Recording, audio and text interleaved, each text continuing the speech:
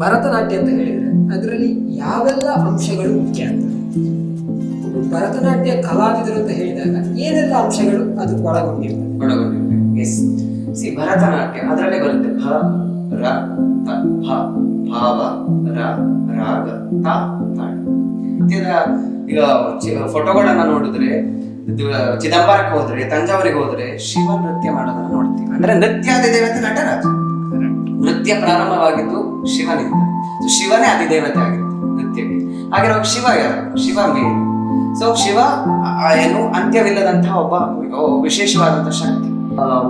ನಮ್ಮ ಏನು ನಮಗೆ ಯಾವಾಗ ದೇವರ ಅವಕಾಶ ಕೊಡುತ್ತೆ, ನಮ್ಮ ಅವಕಾಶಕ್ಕಾಗಿ ನೀನು ಕಾಯಬೇಕು, ನನ್ನ ಅವಕಾಶಕ್ಕೆ ನಾನು ಕಾಯಬೇಕು. ನನಗೀಗ ಇವತ್ತು ನಾನಿಲ್ಲಿ ನಿಮ್ಮ ಸ್ಟುಡಿಯೋದಲ್ಲಿ ಕೂತ್ಕೊಂಡು ಒಂದು ಇಂಟರ್ವ್ಯೂ ಫೇಸ್ ಮಾಡ್ತಿದ್ದೇನೆ ಅನ್ನೋದು ಇದಕ್ಕೆ ನಾನು ಕಾಯಬೇಕು. ಅವಕಾಶವನ್ನೇ ನಾನು ಪಡ್ಕೊಡ್ತೇನೆ, ಇವತ್ತೇ ಪಡ್ಕೊಳ್ತೇನೆ ಅಂತ ಹೋಗುದಲ್ಲ. ಇಂಡಿಯಾ ಬುಕ್ ಆಫ್ ರೆಕಾರ್ಡ್ ಹಾಗೆ ಏಷ್ಯಾ ಬುಕ್ ಆಫ್ ರೆಕಾರ್ಡ್ ಅನ್ನ ಭರತನಾಟ್ಯದಲ್ಲಿ ಮಾಡಿದವರು. ನನ್ನ ಬಾಲ್ಯದಲ್ಲಿ ನನಗೆ ದೊಡ್ಡ ಮಟ್ಟದ ಸಪೋರ್ಟ್ ಸಿಗ್ಲಿಲ್ಲ ನನ್ನ ಟೀಚರ್ಸ್ ಇಂದ. ಅದನ್ನು ನಾನು ಓಪನ್ ಆಗಿ ಹೇಳ್ಕೊಂಡಿದ್ದೀನಿ ಕೂಡ ತುಂಬಾ ಕಡೆಗಳಲ್ಲಿ. ಆರು ಡ್ಯಾನ್ಸರ್ ಅಂತ ಕೇಳ್ತಾರೆ. ಆವಾಗ ಕೇಳಿದಾಗ ನಾನು ತುಂಬಾ ಪರ್ಸನಲಿ ಬೇಸರ ಆಗುತ್ತೆ. ನಾನು ಇದರಲ್ಲಿ ಇನ್ನೂ ಜಾಸ್ತಿ ಅಚೀವ್ಮೆಂಟ್ ಮಾಡಿ.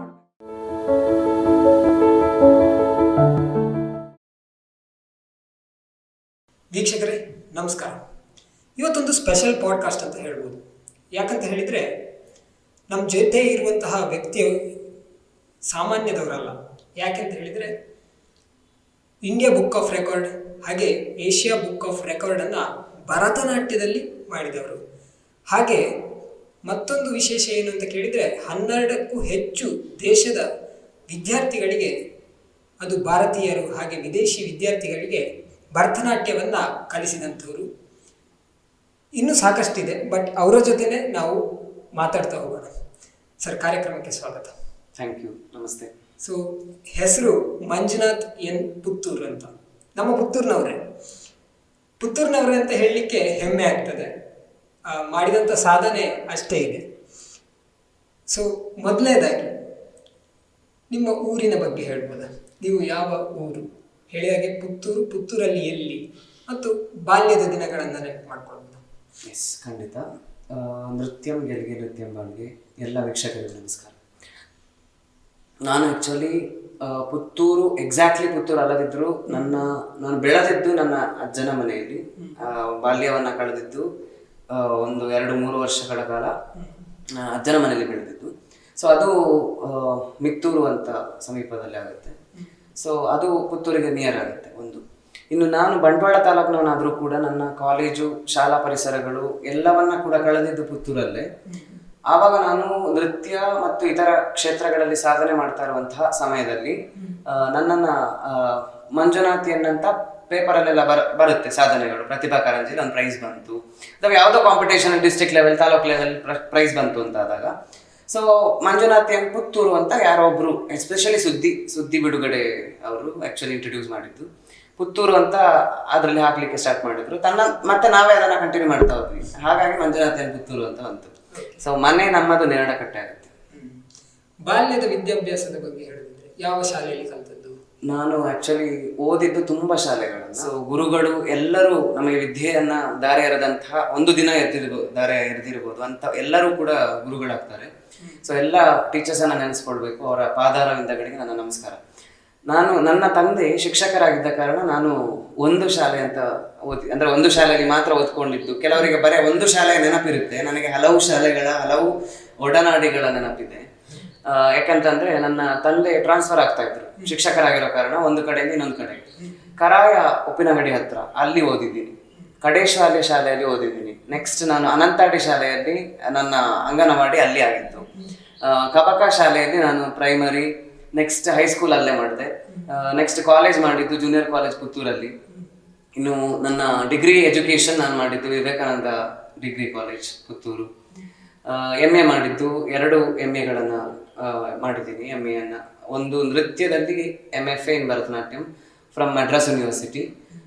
MA ಮಾಡಿದ್ದು ನಾನು ಎಕನಾಮಿಕ್ಸಲ್ಲಿ, ಅರ್ಥಶಾಸ್ತ್ರ ವಿಭಾಗದಲ್ಲಿ ಮಂಗಳೂರು ವಿಶ್ವವಿದ್ಯಾಲಯದಲ್ಲಿ ಮಾಡಿದ್ದು. ಹೀಗಾಗಿ ತುಂಬ ಗುರು ವೃಂದ ನನ್ನ ಜೊತೆಗಿದೆ. ಅದರ ಜೊತೆಗೆ ನಮ್ಮ ನೃತ್ಯವನ್ನು ಕಲಿತಾ ಇದ್ದೆ. ಯಕ್ಷಗಾನವನ್ನ ಕಲಿತಾ ಇದ್ದೆ ಅವಾಗ, ಸ್ಯಾಕ್ಸಫೋನ್ ಕಲಿತಾ ಇದ್ದೆ ಆ ಟೈಮಲ್ಲಿ, ಪ್ಲಸ್ ಕರ್ನಾಟಕ ಶಾಸ್ತ್ರೀಯ ಸಂಗೀತ ಕಲಿತಾ ಇದ್ದೆ, ಲೈಟ್ ಮ್ಯೂಸಿಕ್ ಟೀಮ್ ಅನ್ನ ಲೀಡ್ ಮಾಡ್ತಾ ಇದ್ದೆ. ತುಂಬಾ ಚಟುವಟಿಕೆಗಳಲ್ಲಿ ಇದ್ದೆ ನಾನು. ಈ ಬಾಲ್ಯದಿಂದವೇ ಭರತನಾಟ್ಯದ ಬಗ್ಗೆ ಆಸಕ್ತಿ ಇತ್ತ? ಬಾಲ್ಯದಿಂದ ನನ್ನ ಅಮ್ಮ ಹೇಳೋದಂಗೆ ನನಗೆ ಆಸಕ್ತಿ ಇತ್ತು ಅಂತ. ಟಿವಿಯಲ್ಲಿ ಸಂತೂರ್ದು ಒಂದು ಅಡ್ವರ್ಟೈಸ್ಮೆಂಟ್ ಬರ್ತಾ ಇತ್ತು. ಸಂತೂರ್ದ ಅಡ್ವರ್ಟೈಸ್ಮೆಂಟ್ ನೋಡಿನೇ ನಾನು ಡ್ಯಾನ್ಸ್ ಮಾಡ್ತಾ ಇದ್ದೆ ಅಂತ ಅವ್ರು ಹೇಳ್ತಾರೆ. ಅವಾಗ ಇಂಟ್ರೆಸ್ಟ್ ಇತ್ತು ಅಂತ. ಈ ತಾಯಂದ್ರು ಮಕ್ಕಳ ಚಟುವಟಿಕೆಗಳನ್ನು ಗುರುತಿಸ್ತಾರೆ ಎಕ್ಸಾಕ್ಟ್ ಆಗಿ ಯಾವುದ್ರಲ್ಲಿ ಇರುತ್ತೆ ಅಂತ. ಮಕ್ಕಳು ಕೂಡ ಹಾಗೇನೆ. ಈಗ ಕೆಲವು ಮಕ್ಕಳು ಪೇಂಟಿಂಗ್ ಮಾಡ್ತಾನೆ ಇರ್ತಾರೆ, ಅವ್ರೇನು ಡ್ಯಾನ್ಸ್ ಮಾಡೋದಿಲ್ಲ ಅಥವಾ ಹಾಡೋದಿಲ್ಲ, ಏನು ಇಲ್ಲ. ಕೆಲವರು ಹಾಡ್ತಾರೆ ಚಿಕ್ಕದಿರುವಾಗ. ಅದರ ಅರ್ಥ ಏನು ಅಂತಂದ್ರೆ ಆವಾಗಲೇ ಅವರಿಗೆ ಅದರ ಬಗ್ಗೆ ತುಂಬಾ ಆಸಕ್ತಿ ಇದೆ ಅಂತ. ಸೊ ನನ್ನ ಅಮ್ಮ ನನ್ನಲ್ಲಿರುವಂತಹ ನೃತ್ಯದ ಆಸಕ್ತಿಯನ್ನ ಗುರುತಿಸಿದ್ರು ಫಸ್ಟಿಗೆ. ತದನಂತರ ಅವರು ಆಕ್ಚುಲಿ ಸಂಗೀತ ಎಲ್ಲ ಕಲ್ತಿದ್ರು, ಹಾಗಾಗಿ ಅವರಿಗೂ ಇಂಟ್ರೆಸ್ಟ್ ಇತ್ತು. ಇನ್ನೊಂದೇನು ಅಂದ್ರೆ ಅವರಿಗೆ ನೃತ್ಯ ಕಲಾವಿದ ಆಗ್ಬೇಕು ಅಂತ ಇತ್ತು. ಅವರ ಕಾಲದಲ್ಲಿ ನೃತ್ಯ ಕಲಿಸುವಂತಹ ಟೀಚರ್ಸ್ ಕೆಲವರೇ ಇದ್ದಿತ್ತು. ನಮ್ಮ ಪುತ್ತೂರಲ್ಲಿ ನೋಡಿದ್ರೆ ಅವಾಗ ಗುರುಗಳಾದಂತಹ ಕುತ್ಕಾಡಿ ವಿಶ್ವನಾಥ ರೈ ಸರ್ ಅವರು ಕಲಿಸ್ತಾ ಇದ್ರು. ಬಟ್ ಹೋಗ್ಲಿಕ್ಕೆ ಆಸ್ಪದ ಇರಲಿಲ್ಲ, ಯಾಕಂದ್ರೆ ಹೆಣ್ಮಕ್ಳಿಗೆ ಸ್ವಲ್ಪ ರೆಸ್ಟ್ರಿಕ್ಷನ್ಸ್ ಇತ್ತು. ಅದರಲ್ಲಿಯೂ ನೃತ್ಯ ಅನ್ನೋದು ಈಗ 1940 ಬ್ರಿಟಿಷರ ಕಾಲವನ್ನೆಲ್ಲ ನೋಡಿದ್ರೆ ನೃತ್ಯವನ್ನ ಒಂದು ಬ್ರಿಟಿಷರು ಎಸ್ಪೆಷಲಿ ಬೇರೆ ರೀತಿಯಲ್ಲಿ ಅದನ್ನ ಕೊಂಡೊಯ್ದರು. ಅಂದ್ರೆ ಅದೊಂದು ಬೇರೆ ನೆಲೆಗಟ್ಟಿನಲ್ಲಿ ಕೆಟ್ಟ ರೀತಿಯಲ್ಲಿ ನೋಡೋದನ್ನ ನಾವು ನೋಡಿದೀವಿ. ಹಾಗೆ ಸೇಮ್ ಆ ಕಾಲದಲ್ಲೂ ಕೂಡ ನೃತ್ಯ ಮಾಡೋದೇನು ಅಷ್ಟು ಸರಿಯಲ್ಲ ಹೆಂಗಸರಿಗೆ, ಅಂದ್ರೆ ಸಂಪ್ರದಾಯ ಇರಬೇಕು ಅಂತೆಲ್ಲ ಇತ್ತು. ಹಾಗಾಗಿ ಅವರಿಗೆ ನೃತ್ಯವನ್ನ ಮಾಡುವಂತಹ ಚಾನ್ಸ್ ಸಿಕ್ಕಿರ್ಲಿಲ್ಲ. ಅದನ್ನು ನನ್ನಲ್ಲಿ ನೋಡುವಂತಹ ಪ್ರಯತ್ನವನ್ನು ಅವ್ರು ಮಾಡಿದ್ರು ಅಂತ ನನಗೆ ಅನ್ಸುತ್ತೆ. ಮತ್ತು ನನಗೂ ಇಂಟ್ರೆಸ್ಟ್ ಇದ್ದ ಕಾರಣ ಅದು ಕಂಟಿನ್ಯೂ ಆಗ್ತಾ ಇತ್ತು. ಭರತನಾಟ್ಯ ಕಲಿತಾ ಹೋಗಿತ್ತು. ಸ್ವಲ್ಪ ಈಚೆ ಬರೋದಾದ್ರೆ ಭರತನಾಟ್ಯದ ಮೂಲದ ಬಗ್ಗೆ ಹೇಳ್ಬೋದಾ? ಈ ಭರತನಾಟ್ಯ ಹುಟ್ಟಿಕೊಂಡದ್ದು ಹೇಗೆ? ಎಸ್, ಭರತನಾಟ್ಯ ವೇದಗಳ ಕಾಲವನ್ನ ನಾವು ಇದು ಮಾಡಬೇಕು. ಋಗ್ವೇದ, ಯಜುರ್ವೇದ, ಸಾಮವೇದ, ಅಥರ್ವವೇದ ಅಂತ ಹೇಳುವಂತ 4 ವೇದಗಳ ಕೆಲವೊಂದು ವಿಷಯ, ಋಗ್ವೇದದಿಂದ ಮಾತು, ಸಾಮವೇದದಿಂದ ಸಂಗೀತ, ಹೀಗೆ ಯಜುರ್ವೇದದಿಂದ ಪಠ್ಯ, ಈ ರೀತಿಯ ವಿಷಯಗಳನ್ನ ತೆಗೆದುಕೊಂಡು ಬಿಟ್ಟು ಬ್ರಹ್ಮದೇವ ಏನ್ ಮಾಡ್ತಾರೆ ಅಂದ್ರೆ ನಾಟ್ಯ ವೇದವನ್ನ ರಚನೆ ಮಾಡ್ತಾರೆ. ಈ ನಾಟ್ಯ ವೇದಗಳೇ ಬೇರೆ ಬೇರೆ ನೃತ್ಯ ಪದ್ಧತಿಗಳನ್ನ ಅಫ್ಕೋರ್ಸ್ ರಚಿಸುವಂತೆ, ಅಂದ್ರೆ ಭರತ ಮುನಿ ಆಕ್ಚುಲಿ ನೃತ್ಯವನ್ನ ಒಂದು ಕ್ರಿಯೇಟ್ ಮಾಡೋದಕ್ಕೆ ಕಾರಣವಾಯಿತು. ಇನ್ನು ಇಂದ್ರಾದಿ ದೇವತೆಗಳೆಲ್ಲರೂ ಕೇಳ್ಕೊಳ್ತಾರೆ ಯಾರ ಹತ್ರ? ಬ್ರಹ್ಮದೇವನ ಹತ್ರ. ನಮಗೆ ಒಂದು ಮನೋರಂಜನಕರವಾದಂತಹ ದೈವಿಕವಾದಂತಹ ಒಂದು ಕಲೆಯನ್ನು ಸೃಷ್ಟಿಸಬೇಕು ಅಂತ. ಆವಾಗ ಏನ್ ಮಾಡೋದು ಅಂತ ಬ್ರಹ್ಮದೇವ ಯೋಚಿಸಿಕೊಂಡು ಅದೇ ಋಗ್ವೇದದಿಂದ, ಯಜುರ್ವೇದದಿಂದ ಎಲ್ಲದರಲ್ಲೂ ಕೂಡ ಒಂದಿಷ್ಟು ಸತ್ವಗಳನ್ನ ತೆಗೆದುಕೊಂಡ್ಬಿಟ್ಟು ಅವರು ಒಂದು ವೇದವನ್ನ ರಚನೆ ಮಾಡ್ತಾರೆ. ಅದುವೇ ನಾಟ್ಯವೇದ. ಹೀಗೆ ಅದಕ್ಕೆ ಅದೆಷ್ಟು ಶತಲಕ್ಷ ವರ್ಷಗಳ ಇತಿಹಾಸ ಇರುವಂತಹ one of the art form ನೃತ್ಯ. ಭರತ ಮುನಿ ಭರತಶಾಸ್ತ್ರವನ್ನ ಸಾಧಾರಣ ಒಂದು 6ನೇ ಶತಮಾನದಲ್ಲಿ ಬರೆದಿದ್ರು ಅಂತ ಹೇಳ್ತಾರೆ. ಹೌದು. ಸೊ ಅಷ್ಟು ಹಳೆಯದಾದಂಥದ್ದು ಭರತನಾಟ್ಯ. ಈ ಭರತನಾಟ್ಯ ಈಗಿನ ಸಂದರ್ಭದಲ್ಲಿ ಬದಲಾಗಿದೆಯಾ ಅಥವಾ ಹಾಗೇ ಇದೆಯಾ? ಯಾವುದೇ ಒಂದು ಕಲೆ ಅನ್ನೋದು ಸಮಯದಿಂದ ಸಮಯಕ್ಕೆ ಬದಲಾಗುತ್ತಾ ಹೋಗುತ್ತೆ. ಬದಲಾಗೋದು ಅನ್ನೋದು ಅದರ ಸಾಂಪ್ರದಾಯಿಕ ವಿಧಿವಿಧಾನಗಳಿಂದ ಅಲ್ಲ, ಅದರಲ್ಲಿ ಇರುವಂತಹ ಸತ್ವಗಳಿಂದಲೂ ಅಲ್ಲ. ಯೋಚನಾ ಲಹರಿ ಮತ್ತು ನನ್ನಲ್ಲಿರುವಂತಹ ಕ್ರಿಯೇಟಿವಿಟಿ, ನನ್ನಲ್ಲಿರುವಂತಹ ಒಂದು ವಿಶೇಷವಾದಂತಹ ವ್ಯತ್ಯಾಸಗಳೇನಿದೆ, ಅಂದ್ರೆ ನನ್ನಲ್ಲಿ ಆಗುವಂತಹ, ಅಂದ್ರೆ ಒಬ್ಬ ಕಲಾವಿದನಾಗಿ ನಾನು ಯೋಚಿಸುವಂತಹ ರೀತಿ, ಯೋಚನಾ ಶಕ್ತಿ, ವಿಚಾರಶೀಲತೆ, ನನ್ನಲ್ಲಿರುವಂತಹ ಚತುರತೆಗಳು ಕಾಲದಿಂದ ಕಾಲಕ್ಕೆ ಬದಲಾಗುತ್ತೆ. Especially creativity changes. ಈಗ ಮೊದಲು ಭರತ ಮುನಿ ಅದನ್ನ ಅಫ್ಕೋರ್ಸ್ ನೃತ್ಯವನ್ನ ಅಂದ್ರೆ ಅದನ್ನ ಪೀಠಿಗೆ ಹಾಕಿದ್ರು, ಅದಕ್ಕೆ ಬೇಸನ್ನ ಹಾಕಿದ್ರು. ತದನಂತರದಲ್ಲಿ ನೃತ್ಯ ಭೂಲೋಕಕ್ಕೆ ಬಂತು. ಭೂಲೋಕದಲ್ಲಿ ಬೇರೆ ಬೇರೆ ರೀತಿಯ ಆಯಾಮಗಳನ್ನು ಪಡ್ಕೊಂಡು ನೃತ್ಯವು ಎಲ್ಲರನ್ನ ರೀಚ್ ಆಯ್ತು. ಹಲವಾರು ನೃತ್ಯ ಪದ್ಧತಿಗಳಾಗಿ ರೀಚ್ ಆಯ್ತು. ಹಲವಾರು ನೃತ್ಯ ಗುರುಗಳು ಬಂದ್ಬಿಟ್ರು, ನಟುವನಾರುಗಳು ಬಂದ್ಬಿಟ್ರು. ಅವರು ಕಲಿಸ್ಲಿಕ್ಕೆ ಸ್ಟಾರ್ಟ್ ಮಾಡಿದ್ರು. ಅಂದ್ರೆ ಎಲ್ಲರಿಗೂ ಅದು ರೀಚ್ ಆಗ್ತಾ ಹೋಯ್ತು. ಅದರಲ್ಲಿ ಆ ಲೆವೆಲ್ ಆಫ್ ಅಂದ್ರೆ ದೊಡ್ಡ ಮಟ್ಟದ ಸಂವೇದನಾಶೀಲತೆ ಇದೆ ಅಂತ ಹೇಳೋದು ಎಲ್ಲರಿಗೂ ಅರ್ಥ ಆಯ್ತು. ಆದ್ರೆ ಕಾಲದಿಂದ ಕಾಲಕ್ಕೆ ಏನಾಗುತ್ತೆ, ಯಾವುದೇ ಒಂದು ಪದ್ಧತಿ ನೃತ್ಯಕ್ಕೆ ಮಾತ್ರ ಸಂಬಂಧಪಟ್ಟುವಂತಲ್ಲ, ಅದು ಶೈಕ್ಷಣಿಕವಾಗಿ ಇರ್ಬೋದು, ಇನ್ನು ಸಾಹಿತ್ಯಿಕವಾಗಿಯೂ ಇರ್ಬೋದು, ಎಲ್ಲದರಲ್ಲೂ ಕೂಡ ಬದಲಾವಣೆ ಆಗ್ತಾ ಹೋಗುತ್ತೆ. ಆ ಬದಲಾವಣೆ ಆಗಿದೆ, ಆದರೆ ಸಾಂಪ್ರದಾಯಿಕ ಚೌಕಟ್ಟಿಗೆ ಪೆಟ್ಟು ಬೀಳದಂತೆ. ಸಾಂಪ್ರದಾಯಿಕ ಚೌಕಟ್ಟಿಗೆ ಯಾವುದೇ ರೀತಿಯ ಪೆಟ್ಟು ಬೀಳದ ರೀತಿಯಲ್ಲಿ ಹಲವಾರು ರೀತಿಯಲ್ಲಿ ನೃತ್ಯದಲ್ಲಿ ಬದಲಾವಣೆ ಆಗಿದೆ. ಈಗ ಭರತ ಮುನಿ ನಾಟ್ಯಶಾಸ್ತ್ರವನ್ನು ರಚಿಸಿದ್ದು ನೀವು ಹೇಳಿದಾಗೆ ಅದರಲ್ಲಿ ಸ್ವಲ್ಪ ಗೊಂದಲಗಳು ಇದೆ. ಕ್ರಿಸ್ತಪೂರ್ವ 2ನೇ ಶತಮಾನ ಅಂತ ಹೇಳ್ತಾರೆ, 2ರಿಂದ 5 ಇನ್ ಬಿಟ್ವೀನ್, ಹೀಗೆಲ್ಲ ಗೊಂದಲಗಳಿದೆ. ಆವಾಗಿಂದ ಹಿಡಿದು ಇವಾಗಿನವರೆಗೂ ಕೂಡ ನೋಡಿದ್ರೆ ನೃತ್ಯ ಅನ್ನೋದು ಇನ್ನು ಚೋಳ ಚೇರ ಪಾಂಡ್ಯರ ಕಾಲದಲ್ಲಿ ಏನಾಯ್ತು ಅಂತ ನೋಡಿದ್ರೆ, ಎಸ್ಪೆಷಲಿ ಭರತನಾಟ್ಯ ಅನ್ನೋದು ತಮಿಳುನಾಡಿಂದ ಬಂದಿದ್ದು, ಅಂದ್ರೆ ಒರಿಜಿನಲಿ. ಹಾಗಂತ ಕರ್ನಾಟಕದಲ್ಲಿ ಕೂಡ ನೃತ್ಯದ ಬಗ್ಗೆ ಹಲವಾರು ಇತಿಹಾಸಗಳಿದೆ. ಅಂದ್ರೆ ನೃತ್ಯ ಇತ್ತು, ಅದರ ಉಗಮ ಇಲ್ಲಿ ಆಗಿತ್ತು ಅಂತ ಹೇಳೋದಕ್ಕೂ ಕೂಡ ಕೆಲವೊಂದು ದೇವಾಲಯಗಳ ಇತಿಹಾಸಗಳನ್ನ, ಅದೆಷ್ಟೋ ವರ್ಷದ ಇತಿಹಾಸಗಳನ್ನ ನೋಡ್ತೀವಿ. ನೋಡಿದ್ರು ಗೊತ್ತಾ? ಹೌದು ಹೌದು, ಖಂಡಿತ. ನಾನೇನ್ ಹೇಳ್ತಿದ್ದೀನಿ ಅಂತಂದ್ರೆ, ಅವತ್ತಿಂದ ಇವತ್ತಿನವರೆಗೆ ನೋಡಿದಾಗ ಜನರ ಅಂದ್ರೆ ಕಲಾವಿದೆಯ ಅಥವಾ ಕಲಾವಿದನ ಯೋಚನಾ ಲಹರಿಯಲ್ಲಿ ಬದಲಾವಣೆಗಳು ಆಗಿದೆ. ಆದರೆ ಸಾಂಪ್ರದಾಯಿಕ ಚೌಕಟ್ಟು ಅದನ್ನೇ ಮುಂದುವರಿಸಿಕೊಂಡು ಬಂದಿದ್ದಾರೆ. That's what. ಭರತನಾಟ್ಯ ಅಂತ ಹೇಳಿದ್ರೆ ಅದರಲ್ಲಿ ಯಾವೆಲ್ಲ ಅಂಶಗಳು ಮುಖ್ಯ ಆಗ್ತದೆ? ಒಬ್ಬರು ಭರತನಾಟ್ಯ ಕಲಾವಿದರು ಅಂತ ಹೇಳಿದಾಗ ಏನೆಲ್ಲ ಅಂಶಗಳು ಅದು ಒಳಗೊಂಡಿರ್ತದೆ? ಎಸ್, ಭರತನಾಟ್ಯ ಅದರಲ್ಲೇ ಬರುತ್ತೆ. ಭಾವ, ರಾಗ, ತಾಳ. ಭಾವ ಎಕ್ಸ್ಪ್ರೆಷನ್ ವೆರಿ ಇಂಪಾರ್ಟೆಂಟ್. ಅಂದ್ರೆ ನನ್ನಲ್ಲಿ ಉಂಟಾಗುವಂತಹ ಇದನ್ನ ಭಾವವನ್ನ, ಅಂದ್ರೆ ಅಥವಾ ನನ್ನಲ್ಲಿರುವಂತಹ ಮನಸ್ಸಿನಲ್ಲಿರುವಂತಹ ಸಂವೇದನಶೀಲತೆಯ ಅಲ್ಟಿಮೇಟ್ ಲೆವೆಲ್ ಅನ್ನ ನಾನು ಅವರಿಗೆ ರೀಚ್ ಮಾಡಬೇಕು. ಅವರು ಅಂದ್ರೆ ಕಲಾರಸಿಕರು, ಇದು ಭಾವ. ಇನ್ನು ರಾಗ, ಸಂಗೀತ ಅನ್ನೋದು ನೃತ್ಯಕ್ಕೆ ಬೇಕೇ ಬೇಕಾಗುತ್ತೆ. ನಾವು ಖಂಡಿತವಾಗಿ ನೃತ್ಯಗಾರರು ಸಂಗೀತವನ್ನ ಡಿಪೆಂಡ್ ಆಗಿರ್ತೀವಿ. Without musical instruments or vocal ನಮಗೆ ನೃತ್ಯವನ್ನ ಇಲ್ಲಿಂದ ಅಲ್ಲಿಗೆ ರೀಚ್ ಮಾಡೋಕ್ಕೆ ಸಾಧ್ಯವಿಲ್ಲ, ನನ್ನಿಂದ ಅವರಿಗೆ ರೀಚ್ ಮಾಡೋಕ್ಕೆ ಸಾಧ್ಯವಿಲ್ಲ. ಹಾಗಾಗಿ ರಾಗ ಬೇಕಾಗುತ್ತೆ. ಇನ್ನು ತಾಳ, ರಿದಮಿಕಲ್ ಸೆನ್ಸ್, ರಿದಮಿಕ್ ಎಲ್ಲದರಲ್ಲೂ ಕೂಡ ನಮ್ಮ ಫುಟ್ ವರ್ಕ್ ಅಲ್ಲೂ ಬೇಕಾಗುತ್ತೆ, ಆ ಕಡೆಯಿಂದ ಇನ್ಸ್ಟ್ರೂಮೆಂಟಲ್ಲೂ ಬೇಕಾಗುತ್ತೆ. ಸೊ ಎಲ್ಲ ಕಡೆಯಲ್ಲೂ ರಿದಮ್ ಅಂತ ಹೇಳೋದು ಕಾಮನ್ ಜೀವನದಲ್ಲಿ, ಅಂದ್ರೆ ಸಾಮಾನ್ಯ ಜೀವನದಲ್ಲೇ ಲಯ ಅನ್ನೋದು ಇದ್ದೇ ಇರುತ್ತೆ. ಇಲ್ಲಾಂದ್ರೆ ಲಯ ತಪ್ಪಿದ ಜೀವನ ಅಂತ ಹೇಳೋದನ್ನ ನೋಡಿರ್ತೀವಿ. ಸೊ ನೃತ್ಯದಲ್ಲೂ ಕೂಡ ಹಾಗೆ ಈ ಮೂರು ಅಂಶಗಳು ಅತ್ಯಗತ್ಯ. ಇದರಿಂದಲೇ ನಾವು ಅದನ್ನ ಬೇಸಾಗಿಟ್ಕೊಂಡು ಉಳಿದ ವಿಷಯಗಳನ್ನು ನಾವು ಅಚೀವ್ಮೆಂಟ್ ಮಾಡೋದಕ್ಕೆ ಸಾಧ್ಯವಾಗುತ್ತೆ. ಹಾಗೆ ಭರತನಾಟ್ಯ ಅಂತ ಹೇಳಿದಾಗ ಅದರಲ್ಲಿ ಆಂಗಿಕ ಅಭಿನಯ ಕೂಡ ಅತ್ಯಂತ ಮುಖ್ಯವಾದಂಥದ್ದು ನನ್ನ ಪ್ರಕಾರ. ಸೊ ಹೇಗೆ ಅದು ಒಂದು ಭರತನಾಟ್ಯ ಪರ್ಫಾರ್ಮೆನ್ಸ್ ಮಾಡುವಾಗ ಆಂಗಿಕ ಅಭಿನಯ ಯಾವ ರೀತಿ ಇರಬೇಕು ಅಥವಾ ಹೇಗೆ ಅದು? ಎಸ್, ಇತ್ತೀಚೆಗಿನ ನೃತ್ಯಗಳಲ್ಲಿ ಆಂಗಿಕ ಅಭಿನಯವನ್ನು ನಾವು ನೋಡ್ತೀವಿ. ಅಂದ್ರೆ ಮೊದಲಿರ್ಲಿಲ್ಲ ಅಂತಲ್ಲ, ಇತ್ತು ಆಂಗಿಕ ಅಭಿನಯ. ಇತ್ತೀಚೆಗಿನ ನೃತ್ಯ ಅಂತ ಯಾಕೆ ನಾನು ಹೇಳಕ್ ಹೊರಟೆ ಅಂದ್ರೆ, ಅಭಿನಯಗಳಲ್ಲಿ 4 ವಿಧಗಳು: ಆಂಗಿಕ, ವಾಚಿಕ, ಆಹಾರ್ಯ, ಸಾತ್ವಿಕ. ಆಹಾರ್ಯ ಎಷ್ಟು ಬೇಕೋ ಅಷ್ಟು ಬೇಕು, ಅಂದ್ರೆ ಆಭರಣಗಳಿರ್ಬೋದು, ವೇಷಭೂಷಣಗಳಿರ್ಬೋದು, ಎಕ್ಸೆಟ್ರಾ. ವಾಚಿಕ ಅನ್ನುವಂಥದ್ದು ನಮ್ಮ ಇನ್ಸ್ಟ್ರೂಮೆಂಟಿಗೆ ಹೋಗುತ್ತೆ. ಗಾಯನ ವಿತ್ ಇನ್ಸ್ಟ್ರೂಮೆಂಟ್, ಮೃದಂಗ ಬಳಸ್ತೀವೋ, ವಯಲಿನ್ ಬಳಸ್ತೀವೋ, ಫ್ಲೂಟೋ, ಎಕ್ಸೆಟ್ರಾ. ಸೊ ಅದು ವಾಚಿಕ ಆಗುತ್ತೆ. ಇನ್ನು ಆಹಾರ್ಯ ಅನ್ನೋದು ನಾನು ಈಗಾಗಲೇ ಹೇಳಿದಾಗೆ ಆಭರಣಗಳು, ವೇಷಭೂಷಣಗಳಿಗೆ ಹೋಗುತ್ತೆ. ಇನ್ನು ಆಂಗಿಕದ ಜೊತೆಗೆ ಕನೆಕ್ಟ್ ಆಗಿರುವಂಥದ್ದು, ಅದನ್ನ ಒಟ್ಟಿಗೆ ಕಂಬೈಂಡ್ ಆಗಿರುವಂಥದ್ದು, ಅಂದ್ರೆ ಅದು ಬೇಕೇ ಬೇಕಾಗಿರೋದು, ಕೋರಿಲೇಟೆಡ್ ಆಗಿರೋದು ಸಾತ್ವಿಕ ಅಭಿನಯ, ಸತ್ವಯುತವಾದ ಅಭಿನಯ ಅಂತ. ಅಂದ್ರೆ ನನ್ನಲ್ಲಿ ನನ್ನದ ಅಂತಸತ್ವ ಮಾತಾಡ್ಬೇಕು. ಅದು ಮಾತಾಡಿದಾಗ ಮಾತ್ರ ಜನರಿಂದ ರಿಯಾಕ್ಷನ್ ಬರುತ್ತೆ. ಈಗ ನಾನು ಇಲ್ಲಿ ಸ್ಟೇಜಲ್ಲಿ ಆಡುವಾಗ ಅವ್ರಿಗೂ ಬೇಸರಾಗುತ್ತೆ, ಅಳ್ತಾರೆ. ತುಂಬಾ ಇನ್ಸಿಡೆಂಟ್ಸ್ ನೀವು ನೋಡಿರ್ಬೋದು. ನನಗೂ ಅದು ಒಳ್ಳೆ ಎಕ್ಸ್ಪೀರಿಯನ್ಸ್ ಆಗಿದೆ. ಎಸ್ಪೆಷಲಿ ಯಕ್ಷಗಾನದಲ್ಲೂ ಅಂತ ಎಕ್ಸ್ಪೀರಿಯನ್ಸಸ್ ತುಂಬಾ ಆಗಿದೆ. ನಾನು ಆಡುವಾಗ ಅಲ್ಲಿ ತುಂಬಾ ಕಥೆಗಳು ಇದೆ.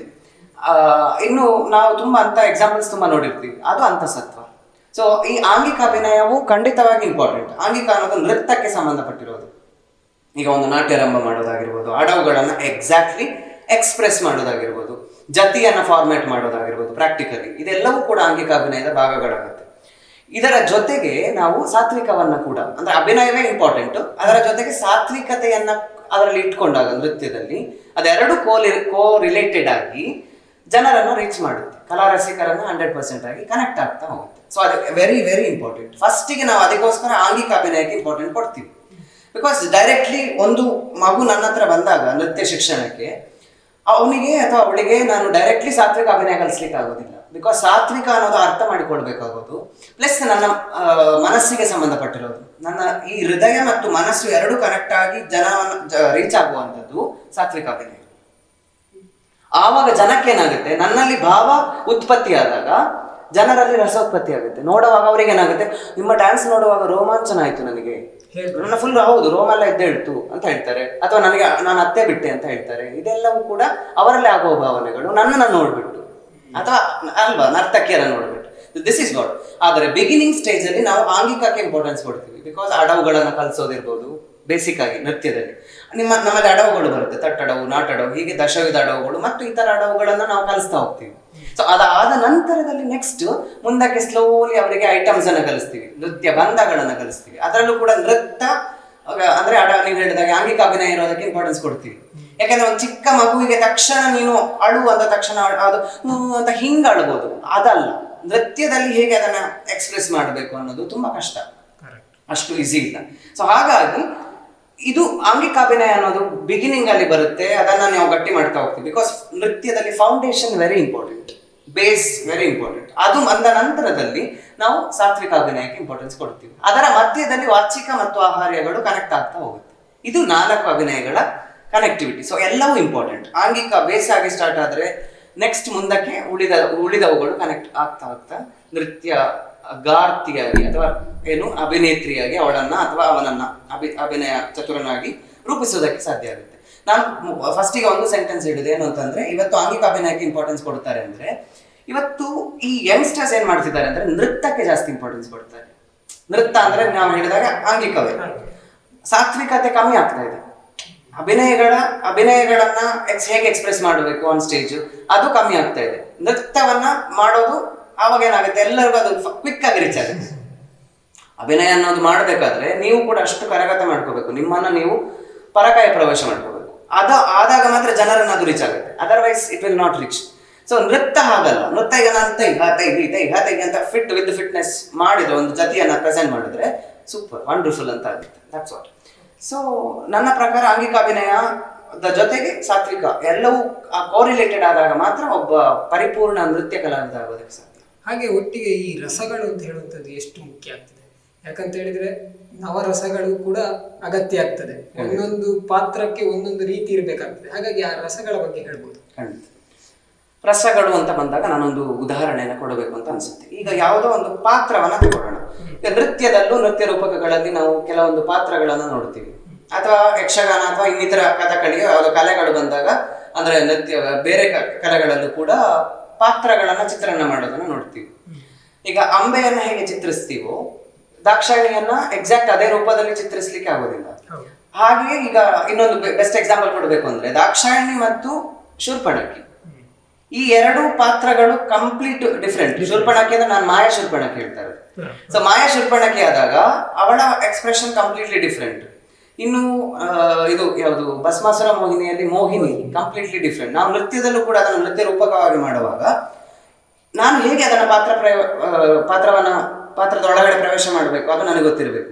ಬಿಕಾಸ್ ನಾಯಕಿಯರಲ್ಲಿ ವ್ಯತ್ಯಾಸ ಇದೆ. ಉತ್ತಮ, ಮಧ್ಯಮ, ಅಧಮ ಅನ್ನುವಂಥ ಕ್ಲಾಸಿಫಿಕೇಶನ್ ಇರೋ ಕಾರಣ ಇದು ಯಾವ ಕ್ಯಾಟಗರಿ ಬರ್ತಾಳೆ ಮತ್ತು ಅದರಲ್ಲಿ ಎಷ್ಟು ಎಕ್ಸ್ಪ್ರೆಷನ್ ಕೊಡಬೇಕು, ಹೇಗೆ ಅದನ್ನ ಇನ್ವಾಲ್ವ್ ಮಾಡ್ಕೊಳ್ಬೇಕು, ದಟ್ ಈಸ್ ವಾಟ್ ನಮ್ಮಲ್ಲಿ ಇರುವಂಥದ್ದು. ಸೊ ಈ ರಸೋತ್ಪತ್ತಿಯ ಸಿದ್ಧಾಂತಗಳನ್ನ ಥಿಯರಾಟಿಕಲಿ ಮತ್ತು ಪ್ರಾಕ್ಟಿಕಲಿ ನೀವು ಸ್ಟಡಿ ಮಾಡ್ತಾ ಹೋದಾಗ ನೀವು ಪಕ್ವ ಆಗ್ತಾ ಹೋಗ್ತೀರಿ. That's what my opinion. ಅಂದ್ರೆ ಒಂದು ಪಾತ್ರ ಚಿತ್ರಣ ಮಾಡಬೇಕಾದ್ರೆ ನನ್ನಲ್ಲಿ ಅದರ ಫೀಲಿಂಗ್, ಈಗ ಅಳಬೇಕು ಅಂತಾದ್ರೆ ಹೇಗೆ ಅಳಬೇಕು ಅನ್ನೋದು ಗೊತ್ತಿರಬೇಕು ಅಲ್ವಾ. That's what. ಈಗ ನಾನು ಸುಮ್ಮನೆ ಏನೋ ಅಳ್ತಾ ಹೋಗೋದು ತುಂಬಾ, ಅಥವಾ over expression is also reach ಆಗೋದಿಲ್ಲ, ಎಲ್ಲರನ್ನು ರೀಚ್ ಆಗೋದಿಲ್ಲ. ಅಂದ್ರೆ ನಾನು ಯಾರನ್ನ ರೀಚ್ ಆಗೋದಬೇಕು ಅಂದ್ರೆ ಕಾಮನ್, ಅಫ್ಕೋರ್ಸ್ ನಮಗೆ ಫೈನಲಿ ಹೇಳೋರು, ಜಡ್ಜ್ ಮಾಡೋರು ಕಲಾ ರಸಿಕರು ಮತ್ತು ವಿದ್ವಾಂಸರನ್ನ ರೀಚ್ ಆಗ್ಲಿಕ್ಕೆ ಟ್ರೈ ಮಾಡಬೇಕು.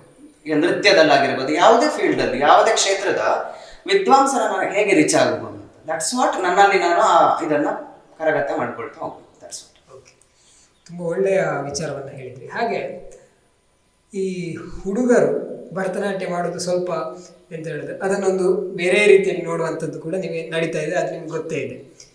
ಸೊ ಇದರ ಬಗ್ಗೆ ಏನು ಹೇಳ್ತೀರಿ? ನಾನೊಬ್ಬ ಮೇಲ್ ಡ್ಯಾನ್ಸರ್ ಆಗಿ, ಹುಡುಗನಾಗಿ, ನಾನು ನನ್ನ ಶಾಲಾ ದಿನಗಳಲ್ಲಿ, ಕಾಲೇಜ್ ದಿನಗಳಲ್ಲಿ ನೃತ್ಯ ಮಾಡುವಾಗ ಏನು ವಿತ್ ಗಾಡ್ಸ್ ಗ್ರೇಸ್ ನನಗೆ ಯಾವುದೇ ನೆಗೆಟಿವ್ ಎಕ್ಸ್ಪೀರಿಯನ್ಸ್ ಆಗಲಿಲ್ಲ. ನನ್ನ ಫ್ರೆಂಡ್ಸ್, ನನ್ನ ಫ್ರೆಂಡ್ಸ್ ಎಲ್ಲರೂ ಕೂಡ ನನಗೆ ಸಪೋರ್ಟ್ ಮಾಡಿದ್ರು. ಯಾರು ಕೂಡ ನನಗೇನು ನೆಗೆಟಿವ್ ಆಗಿ ಹೇಳಲಿಲ್ಲ ಅಥವಾ ಕಮೆಂಟ್ ಮಾಡೋದು ಇರ್ತದೆ. ಇನ್ನು ನಾವು ಪುರುಷ ಕಲಾವಿದರಾಗಿ ನಾವು ನಮ್ಮನ್ನ ವೇದಿಕೆಯಲ್ಲಿ ತೋರಿಸುವಾಗ, ಎಕ್ಸ್ಪ್ರೆಸ್ ಮಾಡುವಾಗ ಆದಷ್ಟು ಮಸ್ಕ್ಯುಲರ್ ಟೈಪ್ ಆಫ್ ಎಕ್ಸ್ಪ್ರೆಷನ್ಸ್ ಇರಬೇಕು. ಅಂದ್ರೆ ಎಷ್ಟು ಕೊಡಬೇಕು ಅಂತ ಅದು ನಮ್ಮ ಗುರು ಮುಖ್ಯನ ನಾವು ಕಲಿತಾ ಹೋಗ್ತೇವೆ. ಮ್ಯಾಕ್ಸಿಮಮ್ ನೀವು ಫೆಮಿನೈನ್ ಟೈಪ್ ಆಫ್ ಎಕ್ಸ್ಪ್ರೆಷನ್ಸ್ ಕೊಟ್ಟಾಗ ಮಾತ್ರ ನಿಮ್ಮಲ್ಲಿ ನೀವು ಹೇಳಿದಾಗೆ ಅದನ್ನ ಟೀಸ್ ಮಾಡೋದು, ಇನ್ನೊಂದು ಮಾಡೋದು, ನೆಗೆಟಿವ್ ಆಗಿ ಅದನ್ನು ಹೇಳೋದು ಆಗುತ್ತೆ, ಇಲ್ಲ ಅಂತಲ್ಲ. ಆ್ಯಂಡ್ ಕೆಲವರಿಗೆ ಏನಾಗುತ್ತೆ, ಈಗ ನಾನು ಬಾಲ್ಯದಲ್ಲಿ ನೃತ್ಯವನ್ನು ಕಲಿಯುವಾಗ ನನ್ನ ಬ್ಯಾಚಲ್ಲಿ 4-5 ಜನ ಹುಡುಗರಿದ್ರು. ಬಟ್ ಅವರು ಇವತ್ತು ಇಲ್ಲ. ಇವತ್ತು ಅವರು ಏನು ಬೇರೆ ಉದ್ಯೋಗದಲ್ಲಿದ್ದಾರೆ, ನೃತ್ಯ ಕಲಾವಿದರಾಗಿ ಇಲ್ಲ. ಯಾಕಂತಂದ್ರೆ ಕಾರಣ ಇಷ್ಟೇ ಇರ್ಬೋದು, ಅವರನ್ನು ಟೀಸ್ ಮಾಡಿರ್ಬೋದು, ಅವರಿಗೆ ನೀನ್ ಮಾಡೋದು ಹುಡುಗಿಯರಾಗೆ ಮಾಡೋದು ಅಂತ. ಆಕ್ಚುಲಿ ಹುಡುಗಿಯರಾಗೆ ಮಾಡೋದಲ್ಲ, ನೃತ್ಯವನ್ನ ಯಾರು ಸ್ಟಾರ್ಟ್ ಮಾಡಿದ್ದು, ನೃತ್ಯ ಯಾರಿಂದ ಸ್ಟಾರ್ಟ್ ಆಯ್ತು ಅಂತ ನೀವು ತಿಳ್ಕೊಂಡ್ಬಿಟ್ರೆ ಹಂಗೆ ಹೇಳಲಿಕ್ಕೆ ಹೋಗೋದಿಲ್ಲ. ನೃತ್ಯದ ಈಗ ಫೋಟೋಗಳನ್ನ ನೋಡಿದ್ರೆ, ಚಿದಂಬರಕ್ಕೆ ಹೋದ್ರೆ, ತಂಜಾವೂರಿಗೆ ಹೋದ್ರೆ ಶಿವ ನೃತ್ಯ ಮಾಡೋದನ್ನ ನೋಡ್ತೀವಿ. ಅಂದ್ರೆ ನೃತ್ಯ ಅಧಿದೇವತೆ ನಟರಾಜ. ನೃತ್ಯ ಪ್ರಾರಂಭವಾಗಿದ್ದು ಶಿವನಿಂದ. ಸೊ ಶಿವನೇ ಅಧಿದೇವತೆ ಆಗಿರ್ತಾನೆ ನೃತ್ಯಕ್ಕೆ. ಹಾಗಿರುವಾಗ ಶಿವ ಯಾರು? ಶಿವ ಮೇನ್. ಸೊ ಶಿವ ಏನು ಅಂತ್ಯವಿಲ್ಲದಂತಹ ಒಬ್ಬ ವಿಶೇಷವಾದಂತಹ ಶಕ್ತಿ. ಸೊ ಅಂತ ಏನು ವ್ಯಕ್ತಿ ಅಂದ್ರೆ ಅಂತ ದೈವಿಕ ವ್ಯಕ್ತಿಯೇ ನೃತ್ಯವನ್ನ ಮಾಡಿರುವಾಗ, ನೃತ್ಯವನ್ನ ಪ್ರಾರಂಭಿಸಿರುವಾಗ ಪುರುಷರು ಯಾಕೆ ಕಲಿಬಾರದು? ಒಂದು, ಮತ್ತೆ ಅದನ್ನ ಕಲಿಯುವ ಚೌಕಟ್ಟು ಅಂತ ಇದೆ, ಅದನ್ನ ಗುರುಮುಖಿಯನ್ನು ನಾವು ಅಭ್ಯಾಸ ಮಾಡ್ತಾ ಹೋದ್ರೆ ನೆಗೆಟಿವ್ ಬರೋದಿಲ್ಲ ಅಂತ ನನಗೆ ಅನ್ಸುತ್ತೆ ಪರ್ಸನಲಿ. ನಿಮ್ಮ ಗುರುಗಳ ಬಗ್ಗೆ ಹೇಳ್ಬೋದಾ? ಎಸ್, ನನ್ನೆಲ್ಲ ಗುರುಗಳನ್ನು ನೆನೆಸ್ಕೊಳ್ತೇನೆ ನಾನು ಬಾಲ್ಯದಲ್ಲಿ ನನ್ನ ನೃತ್ಯ ಶಿಕ್ಷಣವನ್ನ ಅದೇ ಅಮ್ಮಂಗೆ ಇಂಟ್ರೆಸ್ಟು, ಅದಾಗಿ ನನಗೂ ಇಂಟ್ರೆಸ್ಟ್ ಇತ್ತು. ಆದ್ರೆ ಆವಾಗ ನೃತ್ಯ ಅಂದ್ರೆ ಏನು ಅಂತ ಗೊತ್ತಿರಲಿಲ್ಲ. ನಾನು ಹೋಗಿದ್ದು ಫಸ್ಟಿಗೆ ವಿದ್ವಾನ್ ಬಾಲಕೃಷ್ಣ ಮಂಜೇಶ್ವರ್ ಸರ್ ಹತ್ರ. ಅವರು ಇಲ್ಲಿ ರಾಮಕೃಷ್ಣ ಹೆಮ್ಮಕ್ಕಳ ಪ್ರೌಢಶಾಲೆ, ಈಗ ರಾಮಕೃಷ್ಣ ಪ್ರೌಢಶಾಲೆ ಅಷ್ಟೇ, ಆವಾಗ ಅದು ಹೆಮ್ಮಕ್ಕಳ ಪ್ರೌಢಶಾಲೆ ಆಗಿತ್ತು, ಲೇಡೀಸ್ ಮಾತ್ರ ಅಲ್ಲಿ ಸ್ಟಡಿ ಮಾಡ್ತಾ ಇದ್ರು. ಅಲ್ಲಿ ಅವರು ಸಂಡೇ ಕ್ಲಾಸ್ ಮಾಡ್ತಾ ಇದ್ರು. ಸಂಡೇ ಅವರ ಕ್ಲಾಸಿಗೆ ನನ್ನನ್ನು ಜಾಯಿನ್ ಮಾಡಿದ್ರು. ಅವ್ರಿಗೆ ಇಷ್ಟ ಆಯ್ತು ಫಸ್ಟಿಗೆ. ಬಟ್ ಅವ್ರೇನಾದ್ರು ತುಂಬಾ ಶಾರ್ಟ್ ಟೆಂಪರ್, ತುಂಬಾ ಜೋರು, ತುಂಬಾ ಹೊಡಿತಾ ಇದ್ರು. ಅದು ನನಗೆ ಜಾಸ್ತಿ ಪೆಟ್ಟು ಬಿದ್ದಿದೆ ತುಂಬಾ. ಅವ್ರು ಕೋಲನ್ನ ಕಾಲಿಗೆ ಬಿಸಾಕ್ತಾ ಇದ್ರು. ಆ ಲೆವೆಲ್ ಆಫ್ ಅಂದ್ರೆ ಅರೆಮಂಡಿ ಬೇಕು, ಪರ್ಫೆಕ್ಷನ್ ಅನ್ನು ಎಕ್ಸ್ಪೆಕ್ಟ್ ಮಾಡ್ತಾ ಇದ್ರು. ಎಲ್ಲೋ ಒಂದು ಕಡೆ ನನಗೆ ಅನ್ಸುತ್ತೆ ನಾನಿವತ್ತು ಅಂದ್ರೆ ವಿತ್ ಪರ್ಫೆಕ್ಷನ್ ಡ್ಯಾನ್ಸ್ ಮಾಡೋದಕ್ಕೆ ಕಾರಣ ಅವರೇ ಅಂತ. ಯಾಕೆಂದ್ರೆ ಅವರು ಆ ಬೇಸನ ನನಗೆ ಕರೆಕ್ಟ್ ಆಗಿ ಹಾಕೊಟ್ರು. ಸೊ ಅದು ನನ್ನ ಮೇನ್. ಇನ್ನು ನಾನು ನನ್ನ ಗುರುಗಳನ್ನು ನೆನೆಸ್ಕೊಡೋದಾದ್ರೆ, ನನಗೆ ವಿದ್ವತ್ ಪಾಠವನ್ನು ನನಗೆ ಮಾಡಿದವರು Vidwan Sudarshan M L Bhat. Sudarshan M L Bhat Sharada Kalashale, Sharada Kala Kendra trust ಅಂತ ಆಗಿದೆ ಈಗ, ಅದರ ಸಂಸ್ಥಾಪಕರು. ನಮ್ಮ ವಿದ್ವತ್ ಆಕ್ಚುಲಿ ನಾನು ಮಾಡಿದ್ದು ಮೈಸೂರಲ್ಲಿ. ಸೊ ಮೈಸೂರು ಬೋರ್ಡಲ್ಲಿ ನನಗೆ ಫಸ್ಟ್ ಪ್ಲೇಸ್ ಬಂದಿತ್ತು. ಆವಾಗ ಸ್ಟೇಟಿಗೆ 4th ರ್ಯಾಂಕ್ ಬಂದಿತ್ತು ವಿದ್ವತ್ತಲ್ಲಿ. ಸೊ ಹೀಗೆ ಅವರ ನಂತರ ನಾನು ಹೋಗಿದ್ದು ಸನಾತನ ನಾಟ್ಯಾಲಯ ಮಂಗಳೂರು. ಅವರ ಶಾರದಾ ಮಣಿಶೇಖರ್ ಮತ್ತೆ ಶ್ರೀಲತಾ ನಾಗರಾಜ್ ಅಂತ ಗುರುಗಳು. ಸೊ ಅವರಿಂದ ನಾನು ಒಂದಿಷ್ಟು ವಿಚಾರಗಳನ್ನು ಕಲಿತಾ ಹೋದೆ. ನಾನು ನನ್ನಷ್ಟಕ್ಕೆ ಕಲಿತಿದ್ದು ಕೂಡ ಜಾಸ್ತಿ. ಯಾಕಂದ್ರೆ ಒಬ್ಬ ವ್ಯಕ್ತಿ ಅವನು ಕಲಿತ್ರೆ, ಅದು ವಿದ್ವಾಂಸರು ಹೇಳ್ತಾರೆ, ಗುರುಗಳು ಕಲಿಸೋದು 30%. ನೀನೇ ನಿನ್ನಷ್ಟಕ್ಕೆ ಕಲಿತಾ ಹೋದಾಗ, ಅಂದ್ರೆ ಒಂದು ಲೆವೆಲ್, ಚಿಕ್ಕ ಮಕ್ಕಳಿಗೆ ಒಂದು ಏಜ್, ನಿನಗೆ ಮೆಚುರಿಟಿ ಬರೋವರೆಗೆ ನೀನು ಗುರುವಿನ ಏನು ಮುಖ್ಯವಾಗಿ ಎಕ್ಸಾಕ್ಟ್ ಕಲಿಬೇಕು. ತದನಂತರದಲ್ಲಿ ನೀನು ನಿನ್ನ ಡೆವಲಪ್ ಅನ್ನ ನೀನು ಆ ಫೀಲ್ಡ್ ಅಲ್ಲಿ ಇಂಟ್ರೆಸ್ಟ್ ಇದ್ರೆ ಮಾಡ್ತಾ ಹೋಗ್ಬೇಕು. ಇಂಟ್ರೆಸ್ಟ್ ಇಲ್ಲ ಅಂದ್ರೆ ನಮಗೆ ಅದು ಸಿದ್ಧಿಸೋದಿಲ್ಲ. ಸೊ ನನಗೆ ತನ್ನಿಂದ ತಾನೇ, ಅಂದ್ರೆ ನಾನೇ ಅದನ್ನ ವರ್ಕ್ ಜಾಸ್ತಿ ಫೋಕಸ್ ಮಾಡ್ತಾ ಹೋಗಿ ನನಗೆ ಅದೊಂದು ಇದಾಯ್ತು ಅಂತ. ಖಂಡಿತ. ಈ ಭರತನಾಟ್ಯವನ್ನ ಫುಲ್ ಟೈಮ್ ತಗೊಳ್ಬೇಕು ಅಂತ ಯಾಕೆ ಅನಿಸಿತ್ತು ಅಂತ? ಅಂದ್ರೆ ನೀವು ಅತಿಥಿ ಉಪನ್ಯಾಸಕರಾಗಿ ಕೂಡ ಕೆಲಸ ಮಾಡ್ತಾ ಇದ್ರಿ, ಅದಾದ ನಂತರ ಭರತನಾಟ್ಯವನ್ನೇ ಇದರಲ್ಲೇ ಮುಂದುವರಿಬೇಕು ಅಂತ ವಿರಳವಾಗಿ ಅಂತವ್ರು ಬರುವಂಥದ್ದು, ಹಾಗಾಗಿ ಹೇಗೆ ಅನಿಸಿತು? ನೃತ್ಯವನ್ನ ಇವತ್ತು ಫುಲ್ ಟೈಮ್ ತಗೊಂಡ್ಬಿಟ್ಟು ಪೂರ್ಣಾವಧಿ ತಗೊಂಡು ಸಫರ್ ಮಾಡೋರು ತುಂಬಾ ಜನ ಸಫರ್ ಮಾಡ್ತಾರೆ. ಎಸ್ಪೆಷಲಿ ನಾವು ಬದುಕಬೇಕಾದ್ರೆ ಮಾನಿಟರಿ. ನಾನು ಇಕನಾಮಿಕ್ಸೇ ಕಲ್ತಿದ್ದೆ. ನಾನು ಇಕನಾಮಿಕ್ಸ್ ಕಲ್ತು ನನಗೆ ಇವತ್ತು ಅನಿಸ್ತಿದೆ, ನಾನು ಇಕನಾಮಿಕ್ಸ್ ಕಲ್ತು ನಾನು ಬಂದಿದ್ದು ಇದಕ್ಕೆ. ಬಟ್ ಹೆಂಗೆ ಅಂತ 6 ವರ್ಷಗಳ ಕಾಲ ನಾನು ನನ್ನ MA ಮುಗಿಸಿದ ನಂತರ ನಾನು ಅಸಿಸ್ಟೆಂಟ್ ಪ್ರೊಫೆಸರ್ ಆಗಿ, ಉಪನ್ಯಾಸಕನಾಗಿ ಬೇರೆ ಬೇರೆ ಕಾಲೇಜುಗಳಲ್ಲಿ, ಮುಖ್ಯವಾಗಿ ಪ್ರತಿಷ್ಠಿತ ಆಳ್ವಾಸ್ ಕಾಲೇಜಲ್ಲೂ ಕೂಡ 3 ವರ್ಷಗಳ ಕಾಲ ವರ್ಕ್ ಮಾಡಿದೆ. ಕೊನೆಯಲ್ಲಿ ನನಗೇನು ಅನಿಸ್ತು, ನನಗೇನೋ ತೃಪ್ತಿ ಇರಲಿಲ್ಲ. ಅಂದ್ರೆ ಈ ಹೃದಯಕ್ಕೆ ಆತ್ಮತೃಪ್ತಿ ಬೇಕಲ್ವಾ, ಹೃದಯಕ್ಕೆ ಸಂತೋಷ ಬೇಕಲ್ವಾ, ಅದು ಇರಲಿಲ್ಲ ನನಗೆ. ಆಕ್ಚುಲಿ ಏನ್ ಮಾಡೋದು ಅಂತ ಯೋಚನೆ ಮಾಡಿದೆ. ಇಲ್ಲ, ಇದರಲ್ಲಿ ಇನ್ನೂ ಕಂಟಿನ್ಯೂ ಮಾಡೋಕ್ಕಾಗೋದಿಲ್ಲ ಅಂತ. ಹಂಗಂತ ನನಗೆ ನಾನು ಪಾಠ ಎಲ್ಲ ಏನು ವರ್ಕ್ ಮಾಡೋದು ಪ್ರಾಪರ್ ಆಗಿ ಮಾಡ್ತಾ ಇದ್ದೆ. ಪಾಠ ಮಾಡುವಾಗ ಸ್ಟೂಡೆಂಟ್ಸ್ ಇಂದ ತುಂಬಾ ಒಳ್ಳೆ ರೆಸ್ಪಾನ್ಸು, ಫೀಡ್ಬ್ಯಾಕ್ ತಗೋತಿದ್ರು. ಅಲ್ಲಿ ವರ್ಷಾವಧಿ ಅಲ್ಲ, ಸಾರಿ 6 ತಿಂಗಳಿಗೆ ಒಂದ್ಸತಿ ಸೆಮಿಸ್ಟರ್ ವೈಸ್ ನನಗೆ ಒಳ್ಳೆ ಫೀಡ್ಬ್ಯಾಕ್ ಬರ್ತಾ ಇತ್ತು. ಅವರೇ ಬೇಕು ನಮಗೆ ಅಂತ ಎಲ್ಲ ಕ್ಲಾಸಿಗೆ ಹೋಗ್ತಾ ಇದ್ದೆ. ತುಂಬಾ BBM ಸ್ಟೂಡೆಂಟ್ಸ್ ಕೂಡ ಅಲ್ಲಿ ಅದು ನೆನೆಸ್ಕೊಳ್ಬೇಕು, ತುಂಬಾ ಜೋರಿದ್ರು. ಅವರನ್ನ ಕೂಡ ಕಂಟ್ರೋಲ್ ಮಾಡಿ ಫ್ರೆಂಡ್ಲಿ ಆಗಿದ್ರು. ಕೊನೆಗೆ ಅಷ್ಟು ಚೆನ್ನಾಗಿ ಪಾಠ ಕೇಳ್ತಾ ಇದ್ರು, ಎಲ್ಲ ಹೌದು. ಆದ್ರೆ ನನಗೇನು ನನಗೆ ಸುಮ್ಮನೆ ಅದೊಂದು ಆರ್ಟಿಫಿಷಿಯಲ್ ಆಗಿ ನಾನೊಂದು ಹೋಗ್ತಾ ಇದ್ದೆ ಅಷ್ಟೇ ಹೊರತು ನನ್ನಲ್ಲಿ ಒಂದು ಖುಷಿ ಇರಲಿಲ್ಲ. ನನಗೇನು ಅನಿಸ್ತು ಅಂದ್ರೆ ಇದನ್ನೇ ಫುಲ್ ಟೈಮ್ ತಗೋಬೇಕು ನಾನು ಅಂತ, ನಾನು ಇದಕ್ಕೆ ಹುಟ್ಟಿದ್ದು ಅಂತ ಅನಿಸ್ತಿತ್ತು ನನಗೆ. ಬಟ್ ಫುಲ್ ಟೈಮ್ ತಗೊಳ್ಳೋಕೆ ನನ್ನ ಮನೇಲಿ ಹೇಳೋಕ್ಕೂ ಧೈರ್ಯ ಇಲ್ಲ. ಯಾಕೆಂದ್ರೆ ಹೇಗಾಗುತ್ತೆ ಲೈಫ್ ಗೊತ್ತಿಲ್ಲ. ಬಟ್ ಆ ವರ್ಷ ನಾನು ಧೈರ್ಯ ಮಾಡಿಬಿಟ್ಟು ಮನೇಲಿ ಹೇಳಿದೆ, ಯಾವ ವರ್ಷ ಅದು? 2018 ಇರಬೇಕು. ಹೌದು, 2018 ಎಂಡ್ ಆಗುವಾಗ ನಾನು ಹೇಳಿದೆ ಇನ್ನು ರಿಸೈನ್ ಮಾಡ್ತೀನಿ ನಾನು ಅಂತ. ರಿಸೈನ್ ಮಾಡಿದ್ರೆ ನೆಕ್ಸ್ಟ್ ನಾನು ಇದು ಫುಲ್ ಟೈಮ್ ತಗೊಳ್ತೀನಿ. ಈಗ ಫುಲ್ ಟೈಮ್ ತಗೊಂಡಿದ್ದು ಬದುಕಲಿಕ್ಕೆ ಆಗ್ತದ ಅಂತ. ಬಿಕಾಸ್ ಅದು ತುಂಬ ಜನಕ್ಕೆ ನೆಗೆಟಿವ್ ಆಗಿದೆ. ಹಾಗಂತ ನೀವು ಕ್ರಿಯೇಟಿವ್ ಆಗಿದ್ರೆ ಬದುಕಕ್ಕಾಗುತ್ತೆ ಅನ್ನೋದಕ್ಕೆ ಒಂದು ನಾನು ಅಹಂಕಾರದಿಂದ ಹೇಳ್ತಾರೆ, ನಾನು ಎಕ್ಸಾಂಪಲ್. ಆವಾಗ ಮನೇಲೆಲ್ಲ ಅಪೋಸ್ ಮಾಡಿದ್ರು ಫಸ್ಟಿಗೆ, ಮತ್ತೆ ಓಕೆ ಅಂದರು. ಓಕೆ ಅಂದಾಗ ನಾನು ಬಿಟ್ಟ ಒಂದು 6 ತಿಂಗಳು ನಾನು ಡಿಪ್ರೆಷನ್ಗೆ ಹೋಗಿದ್ದೆ. ಟೆನ್ಷನ್ ತುಂಬ, ಏನಾಗುತ್ತೆ ಏನು ಆಗಲಿಲ್ಲ ಅಂದರೆ ಅಂತ. ಆವಾಗ ನಾನು ಇಂದ್ರಪ್ರಸ್ಥ ವಿದ್ಯಾಲಯದಲ್ಲಿ ನಾನು ಕ್ಲಾಸ್ ಮಾಡ್ತಾ ಇದ್ದೆ. ಇದು ಏನದು ಸಾಟರ್ಡೆ ಸಂಡೇ ಮಾತ್ರ ಕ್ಲಾಸ್, ಬೇರೆ ಏನು ಕ್ಲಾಸ್ ಇರಲಿಲ್ಲ. 5 ದಿನ ನಾನು ನನ್ನದೇ ವರ್ಕ್ ಪ್ರಾಕ್ಟೀಸು ಇದೆಲ್ಲ ಮಾಡ್ತಾ ಇದ್ದೆ ಸೀರಿಯಸ್ ಆಗಿ. ಈ ಯಾವಾಗ ಕೊರೋನಾ ಅಂತ ಬಂತು, ತುಂಬ ಜನಕ್ಕೆ ಕೊರೋನಾ ಅನ್ನೋದು ನೆಗೆಟಿವ್ ಆಯಿತು. ನನ್ನ ಜೀವನದಲ್ಲಿ ನನಗೆ ಇವತ್ತು ಬೆಳಿಗ್ಗೆ ಕೂಡ ಸರ್ ಹೇಳಿದ್ರು, ನಿನಗೆ ಒಂದು ಕೊರೋನಾ ಒಂದು ಪಾಸಿಟಿವ್ ಆಯಿತು ಅಂತ. ಯಾವಾಗಲೂ ಅವ್ರು ಹೇಳ್ತಾ ಇರ್ತಾರೆ ಕೊರೋನಾ ಪಾಸಿಟಿವ್ ನನಗೆ ಅಂತ. ನನಗೂ ಕೊರೋನಾ ಬಂತು, ಇಂಜೆಕ್ಷನ್ ಹಾಕ್ಸ್ಕೊಂಡೆ, ಅದು ಬೇರೆ ಪ್ರಶ್ನೆ, ಅದು ನೆಗೆಟಿವ್. ಬಟ್ ನನಗೆ ಯಾಕೆ ಪಾಸಿಟಿವ್? ನನ್ನ ಕಲೆಯ ದೃಷ್ಟಿಯಿಂದ ನನಗೆ ಅದು ಪಾಸಿಟಿವ್ ಆಯಿತು. ಹೇಗೆ ಅಂದರೆ ಕೊರೋನಾ ಟೈಮಲ್ಲಿ ಎಲ್ಲರೂ ಫ್ರೀ ಇದ್ರು, ಮನೆಯಲ್ಲೇ ಇದ್ದಿದ್ದು. ನಾನು ಫ್ರಾಂಕ್ಲಿ ಲೇಜಿ ಪರ್ಸನ್, ಅಂದರೆ ಪ್ರಾಕ್ಟೀಸ್ ಎಲ್ಲ ಮಾಡೋದು ಸ್ವಲ್ಪ ಕಮ್ಮಿನೇ, ಸ್ವಲ್ಪ ಲೇಜಿನೆಸ್ ಜಾಸ್ತಿ. ಕೊರೋನಾ ಟೈಮಲ್ಲಿ ಏನಾಯಿತು, ಜಾಸ್ತಿ ವರ್ಕ್ ಮಾಡೋಣ ಅಂತ ಒಂದು ಕಡೆಯಿಂದ ಕವನ ಬರೆಯೋಕ್ಕೆ ಸ್ಟಾರ್ಟ್ ಮಾಡಿದೆ. ಅದಕ್ಕಿಂತ ಮೊದಲೇ ಬರಿತಾ ಇದ್ದೆ, ಅವಾಗೆಲ್ಲ ಇಷ್ಟೇ. ಕೊರೋನಾ ಟೈಮಲ್ಲಿ ಎಲ್ಲ ಜಾಸ್ತಿ ಸಣ್ಣ ಕಥೆಗಳು ಬರುತ್ತೆ, ಫೇಸ್ಬುಕ್ಕಲ್ಲಿ ಅಲ್ಲಿ ಇಲ್ಲಿ ಹಾಕೋದು ಜಾಸ್ತಿ ಆಯಿತು. ನೆಕ್ಸ್ಟು ಇನ್ನೊಂದು ಕಡೆಯಿಂದ ನಾನೇನು ಮಾಡಿದೆ, ಈ ಕ್ರಿಯೇಟಿವ್ ಥಿಂಕಿಂಗು ನೃತ್ಯದಲ್ಲಿ ಬೇಕಾಗುತ್ತೆ. ಬರೇ ನೀನು ಡ್ಯಾನ್ಸರು, ನಾನು ಸ್ಟೇಜಲ್ಲಿ ಡ್ಯಾನ್ಸ್ ಮಾಡ್ತೀನಿ ಅಂದ ತಕ್ಷಣ ನಿನಗೆ ಆಪರ್ಚುನಿಟಿ ಸಿಗೋದಿಲ್ಲ. ಸೊ ನೀನು ನಿನ್ನನ್ನು ತೋರಿಸ್ಕೊಳ್ಬೇಕಾದ್ರೆ ಇನ್ನೊಬ್ಬರ ಎದುರು ನೀನು ಏನಾದರೂ ಯುನೀಕ್ ಆಗಿ ತೋರಿಸ್ಕೋಬೇಕು. ಬಿಕಾಸ್ 10+1 ಆದರೆ ಅದು ದಟ್ ಈಸ್ ವೆರಿ ನಾರ್ಮಲ್. ನಾನು ಕೂಡ ಇಲ್ಲೊಂದು ಕ್ಲಾಸ್ ಮಾಡ್ತಾ ಇದ್ದೀನಿ ಅಂತ ಅನ್ನೋದು ದೊಡ್ಡ ವಿಷಯ ಅಲ್ಲ. ನೀನು ಕ್ಲಾಸನ್ನು ಹೇಗೆ ಮಾಡ್ತಿದ್ಯಾ, ಸಮಥಿಂಗ್ ಯುನೀಕ್ ಆಗಿ ಮಾಡ್ತಿದ್ಯಾ, ನಿನ್ನ ಸ್ಟೂಡೆಂಟ್ಸ್ ಏನೋ ಇದ್ದಾರೆ ಅಂತಂದರೆ ಗುರುತಿಸ್ತಾರೆ. ನಾನೇನು ಮಾಡಿದೆ, ಈ ನಟುವಾಂಗ, ದ್ವಿತಾಳ ಮತ್ತು ಸ್ಲೋಲಿ ಕಂಪೋಸಿಷನ್ಸ್ ಅನ್ನು ಆ ಟೈಮಲ್ಲಿ ಜಾಸ್ತಿ ಫೋಕಸ್ ಮಾಡಿದೆ. ತುಂಬ ಪ್ರಾಕ್ಟೀಸ್ ಮಾಡಿದೆ. ನಾನು ವಿಡಿಯೋಸ್ ಹಾಕ್ತಾ ಇರುವಾಗ ನನ್ನ ದ್ವಿತಾಳ, ಎಸ್ಪೆಷಲಿ ದ್ವಿತಾಳ ಅಂದರೆ ಅವಧಾನ ತಾಳ, 2 ಕೈಯಲ್ಲಿ ಡಿಫ್ರೆಂಟ್ ತಾಳಗಳನ್ನು ಹಾಕೋದು. ಒಂದು ಕೈಯಲ್ಲಿ ನಾರ್ಮಲಿ ತಾಳ ಹಾಕ್ತೀವಿ, ಬಟ್ ಇದರಲ್ಲಿ ಏನು ಮಾಡ್ತೀವಿ, 2 ಕೈಯಲ್ಲಿ ಹಾಕ್ತೀವಿ. ಅದಕ್ಕೆ ತುಂಬ ಜನ ವಿದ್ವಾಂಸರಿಂದ ಒಳ್ಳೆ ಅಭಿಪ್ರಾಯ ಬಂತು, ವಂಡರ್ಫುಲ್, ಸೂಪರ್, ಹೇಗೆ ಮಾಡ್ತೀಯಾ, ಹಂಗೆ ಹಿಂಗೆ ಅಂತ. ಸೊ ನನಗೇನಾಯ್ತು, ಇದನ್ನು ಸೀರಿಯಸ್ ಆಗಿ ತಗೊಳ್ಳೋಣ ಅಂತ ಆಯಿತು.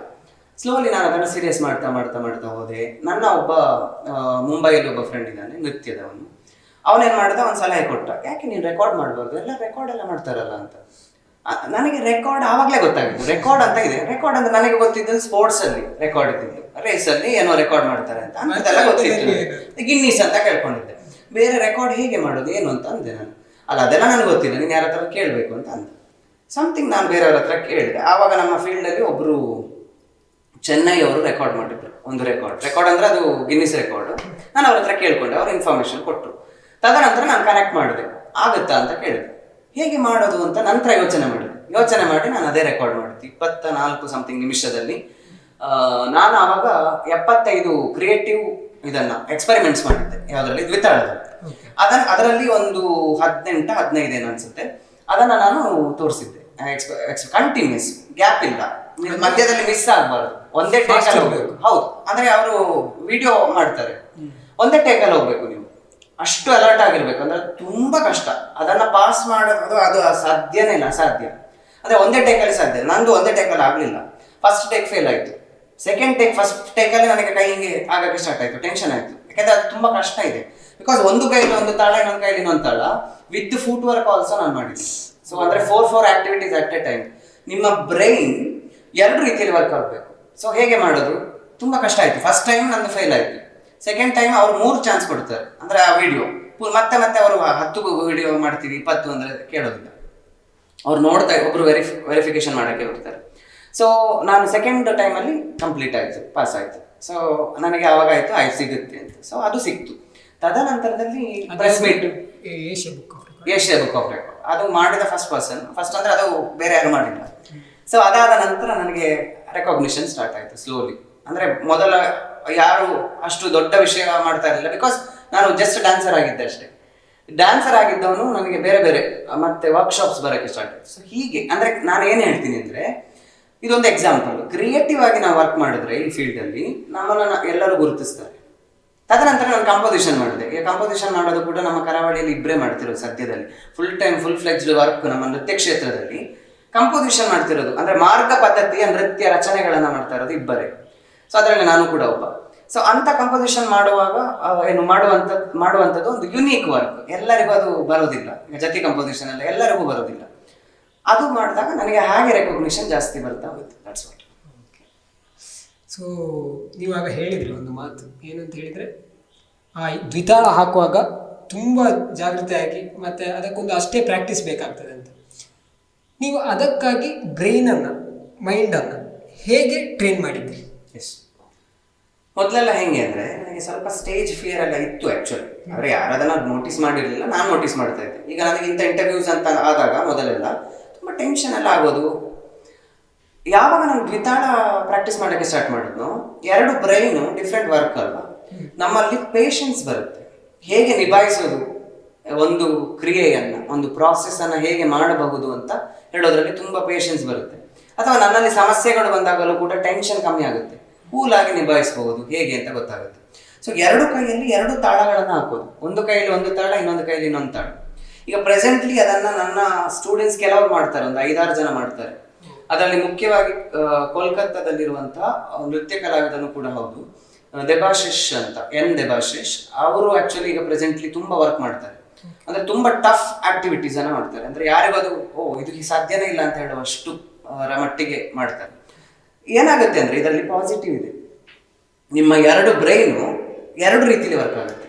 ಒಂದು ಅಂದ್ರೆ ಇದು ಒಂದು ರೀತಿ, ಇದು ಒಂದು ರೀತಿ. ಬಿಕಾಸ್ ಇಲ್ಲಿ ನೋಡಿ 1 2 3 4 5 ತಕ್ಕ ತಕ್ ಕಿಟ್ಟ ತಕ್ಕ ತಕ್ಕಿಟ್ಟ ತಕ್ಕ ತಕ್ಕಿಟ್ಟ ಹಿಂಗ್ ಮಾಡಿದಾಗ ಇದೊಂದು ಕೈ ಅಲ್ಲಿ ನಾನೀಗ ತಾಳ ಬೇರೆ ಆಗ್ತಿದ್ದೀನಿ, ಇಲ್ಲಿ ಒಂದು ತಾಳ ಬೇರೆ ಆಗ್ತಿದೆ. ಇದು ಈಗ ಸಿಂಪಲ್. ಬಟ್ ಇಂಥ ಕಾಂಪ್ಲಿಕೇಟೆಡ್ ಇದರಲ್ಲಿ ಕನೆಕ್ಟಿಂಗ್ ಕಾಂಪ್ಲಿಕೇಟೆಡ್ ಆಕ್ಟಿವಿಟೀಸ್ ತುಂಬಾ ಮಾಡಿದ್ದೀನಿ ನಾನು. ವಿತ್ ಫುಟ್ ವರ್ಕ್ ಕೂಡ, with foot work and pronunciation ಬೇರೆ, ಬಾಯಲ್ಲಿ ಪ್ರೊನೌನ್ಸಿಯೇಷನ್ ಬೇರೆ, ಫುಟ್ ವರ್ಕ್ ಅಲ್ಲಿ ಪ್ರೊನೌನ್ಸಿಯೇಷನ್ ಬೇರೆ, ಈ ಕೈಯಲ್ಲಿ ಒಂದು ಬೇರೆ, ಈ ಕೈಯಲ್ಲಿ ಒಂದು ಬೇರೆ. So 4 activities at A time. ಇದು ಮಾಡಬೇಕಾದ್ರೆ ಅಷ್ಟು ಪ್ರಾಕ್ಟೀಸ್ ಬೇಕಾಗುತ್ತೆ. ಪ್ರಾಕ್ಟೀಸ್ ಮಾಡಬೇಕು ಅಂದ್ರೆ ಕಾನ್ಸಂಟ್ರೇಟೆಡ್ ಪ್ರಾಕ್ಟೀಸ್ ಬೇಕಾಗುತ್ತೆ. ಅದು ಮಾಡಿದಾಗ ಮೈಂಡ್ ಕೂಡ ಶಾರ್ಪ್ ಆಗ್ತದೆ ಅಂತ. ಶೋರ್. ತದನಂತರದಲ್ಲಿ ನನ್ನಲ್ಲಿ ಆ ಕಂಪೋಸಿಷನ್ ಮಾಡುವಂತಹ ಕ್ರಿಯೇಟಿವಿಟಿ ಜಾಸ್ತಿ ಆಗ್ತಾ ಹೋಯ್ತು. ಹೇಗೆ ಮಾಡಬಹುದು ಅಂತ. ಈಗ ಒಂದು 30 ಕಂಪೋಸಿಷನ್ ಆಗಿದೆ, 30+ ಆಗಿದೆ ಆಲ್ರೆಡಿ. ತುಂಬಾ ಜನ ಕೇಳ್ತಾ ಇದ್ದಾರೆ. ಈಗ ನನ್ನ ಕಂಪೋಸಿಷನ್ ಒಂದು 1.5 ವರ್ಷದವರೆಗೆ ಬುಕ್ ಆಗಿದೆ. ಅಂದ್ರೆ ಎಲ್ಲ ಅರಂಗೇಟ್ರಮ್ಸ್ ಪ್ರೋಗ್ರಾಮ್ಸ್ ಅಲ್ಲೆಲ್ಲ ಅಲ್ಲಿ ಇಲ್ಲಿ ಬುಕ್ ಆಗಿರುವಂಥದ್ದು. ಅಂಡ್ ನಮಗೆ ಖುಷಿ ಏನು ಅಂತಂದ್ರೆ, ರೀಸೆಂಟ್ಲಿ ಒಂದು ಸುಮಂಜುಲ ಅನ್ನುವಂಥ ಒಂದು ಪ್ರೋಗ್ರಾಮ್ ಮಾಡಿದ್ರು, ನೃತ್ಯ ವಸಂತ ನಾಟ್ಯಾಲಯ ಕುಂದಾಪುರದವರು. ಅದು ಆಕ್ಚುಲಿ ಪ್ರಗೀತ್ ಅಶೋಕ್ ಅಂತ ಒಬ್ರು ಗುರುಗಳು ತುಂಬಾ ಚೆನ್ನಾಗಿ ಮಕ್ಕಳನ್ನ ಟ್ರೈನ್ ಮಾಡಿ ನಮಗಂತಾನೆ ಡೆಡಿಕೇಟ್ ಮಾಡಿದಂಥ ಪ್ರೋಗ್ರಾಮ್ ಅದು. ಅಂದ್ರೆ ನಮ್ಮದೇ ಸಾಹಿತ್ಯಗಳನ್ನ, ಅಲ್ಲಿ ನೃತ್ಯ ಸಾಹಿತ್ಯಗಳನ್ನ ನಾನು ಮತ್ತೆ ಇನ್ನೊಬ್ರದ್ದು ನಾವೇ ಕಂಪೋಸ್ ಮಾಡಿರೋ ಸಾಹಿತ್ಯಗಳನ್ನ ಕರಾವಳಿಯವರಿಗೆ ಮಾಡಿದಂಥ ಒನ್ ಆಫ್ ದಿ ಪ್ರೋಗ್ರಾಮ್ ಅದು. ಸೊ ಅಂತ ಪ್ರೋಗ್ರಾಮ್ ಅನ್ನ ರಿಸೀವ್ ಮಾಡಕ್ಕೆ ಸಂತೋಷ ಆಗುತ್ತೆ. ಅದೆಲ್ಲ ಬಂದಿದ್ದು ನನಗೆ ಆಕ್ಚುಲಿ ದ್ವಿತಾಳದಿಂದ. ತದನಂತರದಲ್ಲಿ ನಟುವಾಂಗ ತುಂಬಾ ಫೋಕಸ್ ಮಾಡ್ತಾ ಹೋದೆ. ಅದ್ರ ಬಗ್ಗೆ ಹೇಳ್ಬೋದು, ಈ ನಟುವಾಂಗ ಅಂತ ಹೇಳಿದ್ರೆ ಏನು, ಅದ್ರ ಬಗ್ಗೆ ಹೇಳ್ಬೋದು? ಎಸ್, ನಟುವಾಂಗ ಅನ್ನೋದು ನೃತ್ಯ ಭರತನಾಟ್ಯದಲ್ಲಿ ಬಳಸುವಂತ ಒನ್ ಆಫ್ ದಿ ಇನ್ಸ್ಟ್ರೂಮೆಂಟ್. ಅಂದ್ರೆ ಅದು ಮೇನ್ ಇನ್ಸ್ಟ್ರೂಮೆಂಟ್, ಲೀಡಿಂಗ್ ಇನ್ಸ್ಟ್ರೂಮೆಂಟ್. ಆರ್ಕೆಸ್ಟ್ರಾದಲ್ಲಿ ನಟುವಾಂಗ ಅನ್ನೋದು ಲೀಡಿಂಗ್ ಇನ್ಸ್ಟ್ರೂಮೆಂಟ್. ಈಗ ಒಂದು ನೃತ್ಯದ ಆರ್ಕೆಸ್ಟ್ರಾ, ಅದೇ ವಾಚಿಕಾಭಿನಯದಲ್ಲಿ ಬರುವಂತಹ ಆರ್ಕೆಸ್ಟ್ರಾ ಏನಿದೆ, ಅದರಲ್ಲಿ ವೋಕಲಿಸ್ಟ್ ಬರ್ತಾರೆ, ಸಿಂಗಿಂಗ್ ಹಾಡುಗಾರಿಕೆ ಬರುತ್ತೆ, ಮೃದಂಗ ಬರುತ್ತೆ, ವಯಲಿನ್ ಅಥವಾ ಫ್ಲೂಟ್ ಅಥವಾ ವೀಣೆ ಎಕ್ಸೆಟ್ರಾ ಬರುತ್ತೆ. ಅದರ ಜೊತೆಗೆ ನಟುವಾಂಗ ಮೇನ್. ಬಿಕಾಸ್ ಯಾವುದೇ ಒಬ್ಬ ವಿದ್ಯಾರ್ಥಿ ಅಥವಾ ವಿದ್ಯಾರ್ಥಿನಿ ನೃತ್ಯವನ್ನ ಮಾಡುವಾಗ ಶಿಷ್ಯಗೆ ಏನು ಸಾಥ್ ಕೊಡೋದು ನಟುವಾಂಗ. ಗುರುಗಳು ಮಾಡುವಂತ ಅದೊಂದು ಘನವಾದ್ಯ, ನೃತ್ಯದಲ್ಲಿ ಘನವಾದ್ಯ. ಸೊ ಈ ನಟುವಾಂಗವನ್ನ ನಾನು ಸೀರಿಯಸ್ ಆಗಿ ಫೋಕಸ್ ಮಾಡ್ತಾ ಕೆಲವೊಂದು ವರ್ಕ್ಶಾಪ್ಸ್ ಅಟೆಂಡ್ ಆದೆ. ಅದರ ಮೂಲಕ ಜ್ಞಾನವನ್ನ ಪಡ್ಕೊಂಡೆ. ಪ್ಲಸ್ ನಾನು ಹೇಳಿದಾಗೆ ನಾನೇ ಸ್ಟಡಿ ಅಂದ್ರೆ ಥಿಯರಾಟಿಕಲಿ ಓದ್ಕೊಂಡ್ಬಿಟ್ಟು ಸೀರಿಯಸ್ ಆಗಿ ನಾನು ವರ್ಕ್ ಮಾಡ್ತಾ ಹೋದೆ. ಅದು ನನ್ನಲ್ಲಿ ಇದಾಯ್ತು. ಸೊ ಇವತ್ತು 98 ನೃತ್ಯಕ್ಕೆ ಸಂಬಂಧಪಟ್ಟಂತಹ, ನಟುವಾಂಗಕ್ಕೆ ದ್ವಿತಾಳ ಅಲ್ಲ, ನಟುವಾಂಗಕ್ಕೆ ಸಂಬಂಧಪಟ್ಟಂತಹ ಕಾರ್ಯಾಗಾರಗಳು ಆಗಿದೆ. ಬೇರೆ ಬೇರೆ ಟೀಚರ್ಸ್, ಅದು ಔಟ್ ಆಫ್ ಕಂಟ್ರಿ ಇರ್ಬೋದು, ನಮ್ಮ ದೇಶದ ಎಲ್ಲ, ಅಸ್ಸಾಂ ಇರ್ಬೋದು, ಕೋಲ್ಕತ್ತಾ ಇರ್ಬೋದು, ಗುಜರಾತ್, ಮತ್ತೆ ಚೆನ್ನೈ, ಕೇರಳ ಎಕ್ಸೆಟ್ರಾ ಎಲ್ಲ ಭಾಗದಲ್ಲೂ ಕೂಡ, ಕರ್ನಾಟಕದ ಬೇರೆ ಬೇರೆ ಭಾಗಗಳಲ್ಲಿ ವರ್ಕ್ಶಾಪ್ ಮಾಡಿಸಿದ್ದಾರೆ ತುಂಬ ಟೀಚರ್ಸ್. ಅದೆಲ್ಲ ಒಂದು ಸಂತೋಷ ಕೊಡುವಂತ ಸನ್ನಿವೇಶ. ಫ್ರಾಂಕ್ಲಿ ನೀವು ಹೇಳುವಾಗ ನಂಗೆ ಏನು ಅನ್ನಿಸ್ತಾ ಇದೆ ಅಂತ ಹೇಳಿದ್ರೆ, ಈ ಭರತನಾಟ್ಯದಲ್ಲಿ ಎಷ್ಟು ತಿಳ್ಕೊಳ್ಳುವಂಥದ್ದಿದೆ ಅಂತ. ನಮಗೆ ಒಂದು ಪರ್ಫಾರ್ಮೆನ್ಸ್ ಅನ್ನು ನಾವು ನೋಡ್ತೇವೆ, ಬಟ್ ಅದರ ಪ್ರತಿಯೊಂದು ವಿಭಾಗವೂ ಬೇರೆ ಬೇರೆ ಇದೆ ಅಂತ, ಬೇರೆ ಬೇರೆ ತಿಳ್ಕೊಳ್ಳುವಂಥದ್ದಿದೆ ಅಂತ ಅನ್ನಿಸ್ತದೆ ನನಗೆ. ನೃತ್ಯ ಅಂತ ಹೇಳೋದನ್ನ ಸ್ಟಡಿ ಮಾಡ್ತಾ ಹೋಗ್ಲಿಕ್ಕೆ ನಮಗೆ ಒಂದು ಜನ್ಮ ಸಾಧ್ಯವೇ ಇಲ್ಲ. ನಾನೀಗ ಕಲ್ತಿದ್ದು ಇಷ್ಟೇ ಕಲ್ತಿರೋದು, ಇನ್ನು ಎಷ್ಟೋ ಕಲೀಲಿಕ್ಕಿದೆ. ಸೊ ನಾನು ಅಂತಲ್ಲ, ಎಂತ ಈಗ ಪದ್ಮವಿಭೂಷಣ ಬಂದವರು ಕೂಡ ಅದೇ ಹೇಳ್ತಾರೆ, ಅಂದ್ರೆ ಎಷ್ಟು ಕಲ್ತರೂ ಕೂಡ ನೃತ್ಯದಲ್ಲಿ ಇರುವಂತಹ ವಿಷಯಗಳು ಮುಗಿಯೋದೇ ಇಲ್ಲ, ಸಾಧ್ಯನೇ ಇಲ್ಲ. ಮುಗಿಸಿದೀವಿ ಅಂತ ಅಂದ್ರೆ ಅದು ನಿಮ್ಮ ಅಹಂಕಾರದ ಪರಮಾವಧಿ ಆಗುತ್ತೆ. That's it. ಈ ಭರತನಾಟ್ಯದಲ್ಲಿ ನೀವು ಬೇರೆ ಬೇರೆ ವಿದೇಶಗಳಲ್ಲಿ ಕೂಡ ಹೇಳಿಕೊಟ್ಟಿದ್ದೀರಿ ಭರತನಾಟ್ಯವನ್ನು. ಸೊ ಅದರ ಬಗ್ಗೆ ಹೇಳ್ಬೋದಾ? ಯಾವೆಲ್ಲ ದೇಶಗಳಿಗೆ ಹೇಳಿಕೊಟ್ಟಿದ್ದೀರಿ ಮತ್ತೆ ಹೇಗೆ ಅಂತ? ಖಂಡಿತ. ಅದೇ ನಾನು ಹೇಳಿದೆ ಅಲ್ವಾ, ಯಾವಾಗ ಕೊರೋನಾ ಪೀರಿಯಡ್ ಸ್ಟಾರ್ಟ್ ಆಯ್ತು ಅದರ ನಂತರದಲ್ಲಿ ನನಗೆ ನನ್ನ ಜೀವನದ ಒಂದು ಕಲಾ ಜೀವನದಲ್ಲಿ ಸಮಥಿಂಗ್ ಸಂತೃಪ್ತಿ, ಅವಕಾಶಗಳು, ಆಯ್ಕೆಗಳು ಎಲ್ಲವೂ ಬಂತು. USA, ಬೇರೆ ಬೇರೆ ಕಂಟ್ರೀಸ್, ತುಂಬ ಕಂಟ್ರೀಸ್, ಫ್ರಾನ್ಸು, ಲಂಡನ್, ಎಲ್ಲ ಕಂಟ್ರೀಸಿನ ಟೀಚರ್ಸ್ ವರ್ಕ್ಶಾಪ್ ಮಾಡಿಸಿದ್ದಾರೆ. ಅದರಲ್ಲಿ ಕಲಿತಾನೂ ಇದ್ದಾರೆ, ಕ್ಲಾಸ್ ತಗೋತಾ ಇದ್ದಾರೆ. ಇನ್ನು ಅವರಿಗೆ ಇಂಟ್ರೆಸ್ಟ್ ಇರುತ್ತೆ ನಾನು ಅಬ್ಸರ್ವ್ ಮಾಡಿದಾಗೆ, ಮತ್ತೆ ಗುರು ಭಕ್ತಿ ಇರುತ್ತೆ ತುಂಬ. ಈ ಗುರು ಭಕ್ತಿ ಅನ್ನೋದು ಬೇಕಾಗುತ್ತೆ ಯಾರು ಕಲಿತಾರೆ ವಿದ್ಯೆ. ಬಿಕಾಸ್ ನನಗೇನು ಗೊತ್ತಾ, ಪರ್ಸನಲಿ ತುಂಬ ಟೀಚರ್ಸ್ ಸ್ಟೂಡೆಂಟ್ಸ್ಗೆ ಕ್ಲಾಸ್ ಮಾಡಿದ್ದೀನಿ. ಈವನ್ ಟೀಚರ್ಸ್ ಕೂಡ ನಟುವಾಗ ನನ್ನ ಹತ್ರ ತುಂಬ ಕಲಿತಾರೆ. ಅದೇ ನಾನು ಹೇಳಿದಾಗೆ ನಾನು ಸ್ಪೆಷಲೈಸೇಷನ್ ಅದ್ರಲ್ಲಿ ಆಗಿರೋ ಕಾರಣ ಡ್ಯಾನ್ಸ್ ಕ್ಲಾಸಸ್ ಒಂದು ಇಷ್ಟಿದೆ, ನಟುವಾಗ ಕ್ಲಾಸಸ್ ಇಷ್ಟಿದೆ. ಅಂದ್ರೆ ಅದು ಜಾಸ್ತಿ, ನನಗೆ ನಟುವಾಗ ಜಾಸ್ತಿ ಬರುತ್ತೆ. ಡ್ಯಾನ್ಸ್ ಕ್ಲಾಸ್ ಇದೆ ನನ್ನದೇ ಸ್ಟೂಡೆಂಟ್ಸ್ ಪ್ಲಸ್ ಕೆಲವರು ವಿದ್ವತ್ ಸ್ಟೂಡೆಂಟ್ಸ್ ಎಕ್ಸೆಟ್ರಾ. ಆದರೆ ನಾನು ಯಾರನ್ನು ಇಷ್ಟಪಡ್ತೀನಿ ಅಂದರೆ ಡೆಡಿಕೇಟೆಡ್. ಯಾಕೆ ನಾನು ತುಂಬ ಡೆಡಿಕೇಟೆಡ್. ಈಗ ಟೈಮ್ ನೀವು ಇಷ್ಟೊತ್ತಿಗೆ ಬರಬೇಕು ಅಂದರೆ ನಾನು ಎಕ್ಸಾಕ್ಟ್ ನನ್ನದು ಅದೊಂದು ಫಾಲೋಯಿಂಗ್ ಸೇಮ್. ಇಲ್ಲಾಂದರೆ ತಕ್ಷಣ ಸಾರಿ ಅಂತ ಹೇಳ್ಬಿಡ್ತೀನಿ, ಇವತ್ತಾಗೋದಿಲ್ಲ ಅಥವಾ ಏನೋ ಒಂದು. ಕೆಲವರಲ್ಲಿ ಡೆಡಿಕೇಶನ್ ಇರೋದಿಲ್ಲ. ಬಿಕಾಸ್ ಇದೆಲ್ಲವೂ ದೈವಿಕ ಕಲೆಗಳು. ಇದು ಬರಬೇಕಾದ್ರೆ ನಿಮ್ಮಲ್ಲಿ ಡೆಡಿಕೇಶನ್ ಬೇಕಾಗುತ್ತೆ. ಅಂದರೆ ದೇವರ ಕೃಪಕಟಾಕ್ಷ ನಿಮಗೆ ಒದಗಬೇಕಾದ್ರೆ ನೀವು ಆ ದೈವಿಕವಾಗಿ ಯೋಚಿಸಬೇಕು, ಚಿಂತಿಸಬೇಕು, ಪ್ರಾಕ್ಟೀಸ್ ಮಾಡಬೇಕು. ಮತ್ತು ಇದು ಕ್ವಿಕ್ ಅಲ್ಲ, ಅಂದರೆ ನೂಡಲ್ಸ್ ಗೋಬಿ ಮಂಚೂರಿ ಮಾಡಿದಾಗೆ ಅಲ್ಲ. ಬಿಕಾಸ್ ಇವತ್ತಿಂದ ಈಗ ತುಂಬ ಜನಕ್ಕೆ ಪೇರೆಂಟ್ಸ್ ಅದೇ ಕೇಳ್ತಾರೆ. ಕೆಲವರು ಬರ್ತಾರೆ, ಸರ್ ನೆಕ್ಸ್ಟ್ ವರ್ಷಕ್ಕೆ ಒಂದು ಪ್ರೋಗ್ರಾಮ್ ಮಾಡಬೇಕಾಗುತ್ತಾ ಅಂತ. ಕರೆಕ್ಟ್, ಇದು ಎಲ್ಲದರಲ್ಲೂ ಉಂಟು. ಇದು ಯಕ್ಷಗಾನದಲ್ಲೂ ಇದೇ ಇದಾಗಿದೆ. ಏನಂತ ಹೇಳಿದ್ರೆ ಕೂಡಲೇ ಆಗಬೇಕು ಅಂತ. ಅದು ನೀವು ನೆಕ್ಸ್ಟ್ ಇಯರ್ ಅಥವಾ ಒಂದು ಸ್ವಲ್ಪ ಸಮಯದಲ್ಲಿ ಪ್ರೋಗ್ರಾಮ್ ಕೊಟ್ಟಾಗಬೇಕು. ಸಾಧ್ಯ ಇದೆಯಾ? Is it possible? ಸಾಧ್ಯ ಇಲ್ಲ. ಈಗ ದೇವರು ನನಗೆ ಅಂದರೆ ಅವನ ಮುಚ್ಚಿದ್ದ ಕಣ್ಣನ್ನು ಓಪನ್ ಮಾಡಿ ಅಂತ ಆಶೀರ್ವಾದ ಮಾಡಿದ್ದು ಈಗ ರೀಸೆಂಟ್ಲಿ. ಅಂದರೆ ನನಗೆ ಈಗ ಒಂದು ಸ್ವಲ್ಪ ಅವಕಾಶಗಳು ಸಿಗ್ತಿರೋದು. ಆದರೆ ನಾನು ಎಷ್ಟು ವರ್ಷದಿಂದ ಇದ್ದೀನಿ? 6 ವರ್ಷದಿಂದ ನಾನು ಸ್ಟಾರ್ಟ್ ಮಾಡಿದ್ದೀನಿ. ಸೊ ಅದನ್ನು ಅರ್ಥ ಮಾಡಿಸ್ಲಿಕ್ಕೆ ಕೆಲವೊಂದ್ಸತಿ ಕಷ್ಟ ಆಗುತ್ತೆ. ಇಲ್ಲ ನನಗೆ ಸಾಧ್ಯ ಇಲ್ಲ, ಸಾರಿ ಅಂತ ಹೇಳ್ಬಿಡ್ತೀನಿ. ಕೆಲವೊಂದ್ಸತಿ ಸ್ವಲ್ಪ ಅರ್ಥ ಮಾಡಿಸ್ಬೋದು ಅಂತ ಅನ್ಸಿದ್ರೆ ಅವರಿಗೆ, ಪೇರೆಂಟ್ಸಿಗೆ ಹೇಳ್ತೀನಿ, ನೋಡಿ ನೆಕ್ಸ್ಟ್ ವರ್ಷಕ್ಕೆ ಅವಳಿಗೆ ಒಂದು ಸ್ವಲ್ಪ ಅಡವಾಗಿರುತ್ತೆ. ಬಿಕಾಸ್ ನಾವು ಸ್ಟಾರ್ಟ್ ಮಾಡೋದು ಅಡವಿನ ಮೂಲಕ. ಸೊ ಡೈರೆಕ್ಟ್ಲಿ ನಾನು ಡ್ಯಾನ್ಸ್ ಕಲಿಸಿ ಅಂತ ಹೇಳಿದ್ರೆ ಹಿಂಗೆ ಮಾಡೋಕ್ಕಾಗೋದಿಲ್ಲ. Is it possible? ಸಾಧ್ಯ ಇಲ್ಲ. ಸೊ ಅದನ್ನು ನಾವು ಹೇಳ್ತೀವಿ, ತಿಳಿ ಹೇಳ್ತಾ ಹೋಗ್ತೀವಿ. ಸೊ ಸ್ಲೋಲಿ, ಇದು ಸ್ಲೋ ಪ್ರಾಸೆಸ್ ಅನ್ನೋದು ಎಲ್ಲರಿಗೂ ಅರ್ಥ ಆಗಬೇಕು ಅನ್ನೋದು ನನ್ನ ಒಂದು ಅಭಿಪ್ರಾಯ. ಅದನ್ನು ತುಂಬ ಜನ ಟೀಚರ್ಸ್ ಫೇಸ್ ಮಾಡ್ತಾರೆ. ಎಲ್ಲರಿಗೂ ಕೂಡ ಅದು ಒಂದು ಪ್ರಾಬ್ಲಮ್ ಅಂತ ಆಗುತ್ತೆ. ಸೊ ಕೊರೋನಾ ಪೀರಿಯಡಲ್ಲಿ ಅದೇ ನನ್ನ ಈ ಬದಲಾವಣೆ. ಫಾರಿನ್ ಕ್ಲಾಸಸ್ ಸ್ಟಾರ್ಟ್ ಆಯಿತು. ಅವರಿಗೆ ಮಾತ್ರ ಡೆಡಿಕೇಶನ್ ಇದೆ, ಅಂದರೆ ಕಲಿತಾರೆ, ಇಂಟ್ರೆಸ್ಟ್ ಇದೆ, ಪ್ರಾಕ್ಟೀಸ್ ಮಾಡ್ತಾರೆ. ಈಗ ಪ್ರೋಗ್ರಾಮ್ ಕೊಡ್ತಾ ಇದ್ದಾರೆ, ಅಲ್ಲಿ ಪ್ರೋಗ್ರಾಮ್ ಕೊಡ್ತಾ ಇದ್ದಾರೆ, ನಟುವಂಗ ಪ್ರೋಗ್ರಾಮ್ಸ್ ಅನ್ನೆಲ್ಲ. ವಿದೇಶಿಗರಿದ್ದರು ಅಥವಾ ಭಾರತೀಯರೇ? ಒಬ್ಬರೇ ಇದ್ರು. ಅವ್ರು ಈಗ ಬರ್ತಾ ಇಲ್ಲ ಸದ್ಯಕ್ಕೆ. ಬಟ್ ಬೇರೆ ಬೇರೆ ಪ್ಲೇಸಿಂದ, ತಮಿಳ್ನಾಡಲ್ಲಿ ಅಲ್ಲಿ ಹೋಗಿರೋರು, ತಮಿಳ್ನಾಡವರು, ಕೇರಳದವರು, ಹೀಗೆ ತುಂಬ ಟೀಚರ್ಸ್ ಇದ್ದಾರೆ. ಬಟ್ ರೆಸ್ಪೆಕ್ಟ್ ನನಗೆ ಮ್ಯಾಕ್ಸಿಮಮ್ ನನ್ನ ಲೈಫಲ್ಲಿ ಇಷ್ಟರವರೆಗೂ ಕೂಡ 1-2-3 ಕಹಿ ಇನ್ಸಿಡೆಂಟ್ಸ್ ಬಿಟ್ಟರೆ ಎಲ್ಲವೂ ಸಿಹಿ, ಅಂದರೆ ಪಾಸಿಟಿವ್ ಇನ್ಸಿಡೆನ್ಸೇ ಆಗಿದೆ. ನಾನು ಎಲ್ಲಿ ಹೋಗಿದ್ರು, ಕೇರಳಕ್ಕೆ ಈಗ ಜಾಸ್ತಿ, ನಾನು ಕೇರಳದಲ್ಲಿ ಜಾಸ್ತಿ ಸಿಗುತ್ತೆ. ಎಲ್ಲ ಕೇರಳದ ಡಿಸ್ಟ್ರಿಕ್ಟಲ್ಲಿ ನನ್ನ ಕ್ಲಾಸ್ ಇದೆ. ಅಂದರೆ ಆನ್ಲೈನ್ ಎಲ್ಲವೂ ಕೂಡ. ಅಲ್ಲಿ ಒಂದು 4-5 ಜನ ಹೀಗೆ ಕಲಿತಾ ಇರ್ತಾರೆ. ನನಗೆ ಅದೇ ಫೋಕಸಿಂಗ್ ಆನ್ ನಟುವಂಗಮ ಮೇನ್, ಡ್ಯಾನ್ಸ್ ಅಂತಲ್ಲ. ಹಾಗಂತ ವಯನಾಡು ಡಿಸ್ಟ್ರಿಕ್ಟಲ್ಲಿ ನಾನು ಡ್ಯಾನ್ಸ್ ಕೂಡ ಮಾಡ್ತೇನೆ. ಅಲ್ಲಿ ಡ್ಯಾನ್ಸ್ ಅಂದರೆ ಕೊರಿಯೋಗ್ರಫೀಸ್ ಎಲ್ಲ ಈಗ ರೀಸೆಂಟ್ಲಿ ಮಾಡಿದೆ, ಲಾಸ್ಟ್ ಇಯರ್ ಮಾಡಿದೆ. ಏನಿದೆ, ಒಂದು ರೆಸ್ಪೆಕ್ಟ್ ಇದೆ, ರೆಕಾಗ್ನಿಷನ್ ಇದೆ, ಖುಷಿ ಆಗುತ್ತೆ. ನಾನು ಯಾವಾಗ ಯೋಚಿಸಿದ್ದೆ, ಯಾವಾಗ ನಾನು ನೃತ್ಯವನ್ನು ಫುಲ್ ಟೈಮ್ ತಗೊಳ್ಳುವಾಗ, ಲೆಕ್ಚರಿಂಗ್ ಪೋಸ್ಟ್ ಬಿಟ್ಟಾಗ ಹೇಗಾಗ್ಬೋದು, ಇದು ಕೈ ಹಿಡಿಲೆಲ್ಲ ಏನು ಮಾಡ್ಬೋದು ಅಂತ. ಆವಾಗ ನಾನು ಯೋಚಿಸಿದ್ದೆ, ನೆಕ್ಸ್ಟ್ ಪುನಃ ಇಂಟರ್ವ್ಯೂ ಹೋಗೋದು, ಪುನಃ ಜಾಬ್, ಎಲ್ಲಾದರೂ ಒಂದು ಕಡೆ ಯಾವ ಜಾಬ್ ಆದರೂ 3,000 ಸಿಕ್ಕಿದ್ರು ಸಾಕು, ಮಾಡೋಣ ಅಂತ ಅನ್ಕೊಂಡಿದ್ದೆ. ಯಾಕಂದ್ರೆ ಸುಮ್ಮನೆ ಮನೇಲಿ ಕೂತ್ಕೊಳ್ಳೋದು, ಅದರಿಂದ ಮತ್ತೆ ಮೆಂಟಲಿ ಸ್ಟ್ರೆಸ್ಸು, ಇರಿಟೇಷನ್ ಏನೋ ಆಗುತ್ತೆ. ಸೊ ವರ್ಕ್ ಮಾಡ್ತಾ ಇದ್ದವರು ಹಂಗೆ ಕೂತ್ಕೋಬಾರ್ದು. ಸೊ ಬಟ್ ಇದು ಕೈ ಹಿಡಿತು, ಇನ್ನೂ ಕೈ ಹಿಡಿಯುತ್ತೆ ಅಂತ ಅನ್ಕೊಂಡಿದ್ದೀನಿ ದೇವರ ಹತ್ರ ಅಷ್ಟೇ. ಒಂದು ನೀವು ಹೇಳಿದ್ರಿ ಭರತನಾಟ್ಯವನ್ನು ಆನ್ಲೈನ್ ಹೇಳಿಕೊಡ್ತಾ ಇದ್ದೇನೆ ಅಂತ. ಈ ಆನ್ಲೈನಲ್ಲಿ ಹೇಳಿಕೊಡುವಾಗ ಅದು ಕಷ್ಟ ಆಗೋದಿಲ್ವಾ ಅಂತ? ಅಂದರೆ ಆಫ್ಲೈನಲ್ಲಿ ನಾವು ಸುಲಭದಲ್ಲಿ ಹೇಳಿಕೊಡ್ತೇವೆ, ಎಲ್ಲ ಕಾಣ್ತಾ ಇರ್ತಾರೆ ಪ್ರತಿಯೊಂದು ಕೂಡ. ಬಟ್ ಆನ್ಲೈನಲ್ಲಿ ಹೇಗೆ ಅಂತ?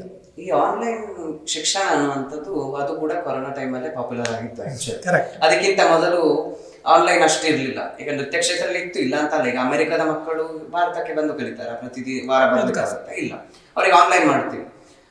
ಬಟ್ ಆನ್ಲೈನ್ ನಟುವಾಗ ಕ್ಲಾಸಸ್ ಮಾಡೋದು ಈಸಿ, ಡ್ಯಾನ್ಸ್ ಕ್ಲಾಸ್ ಮಾಡೋದು ಫ್ರಾಂಕ್ಲಿ ಕಷ್ಟ. ನಾನೇನ್ ಮಾಡ್ತೀನಿ ಅಂದ್ರೆ ಮ್ಯಾಕ್ಸಿಮಮ್ ಈಗ ಯಾರೆಲ್ಲ ಆನ್ಲೈನು ನಟುವಾಗ ಕಲಿತಾರೆ ಅವರಿಗೆ ಏನು ಕಂಪಲ್ಸರಿ ಮಾಡೋದಿಲ್ಲ.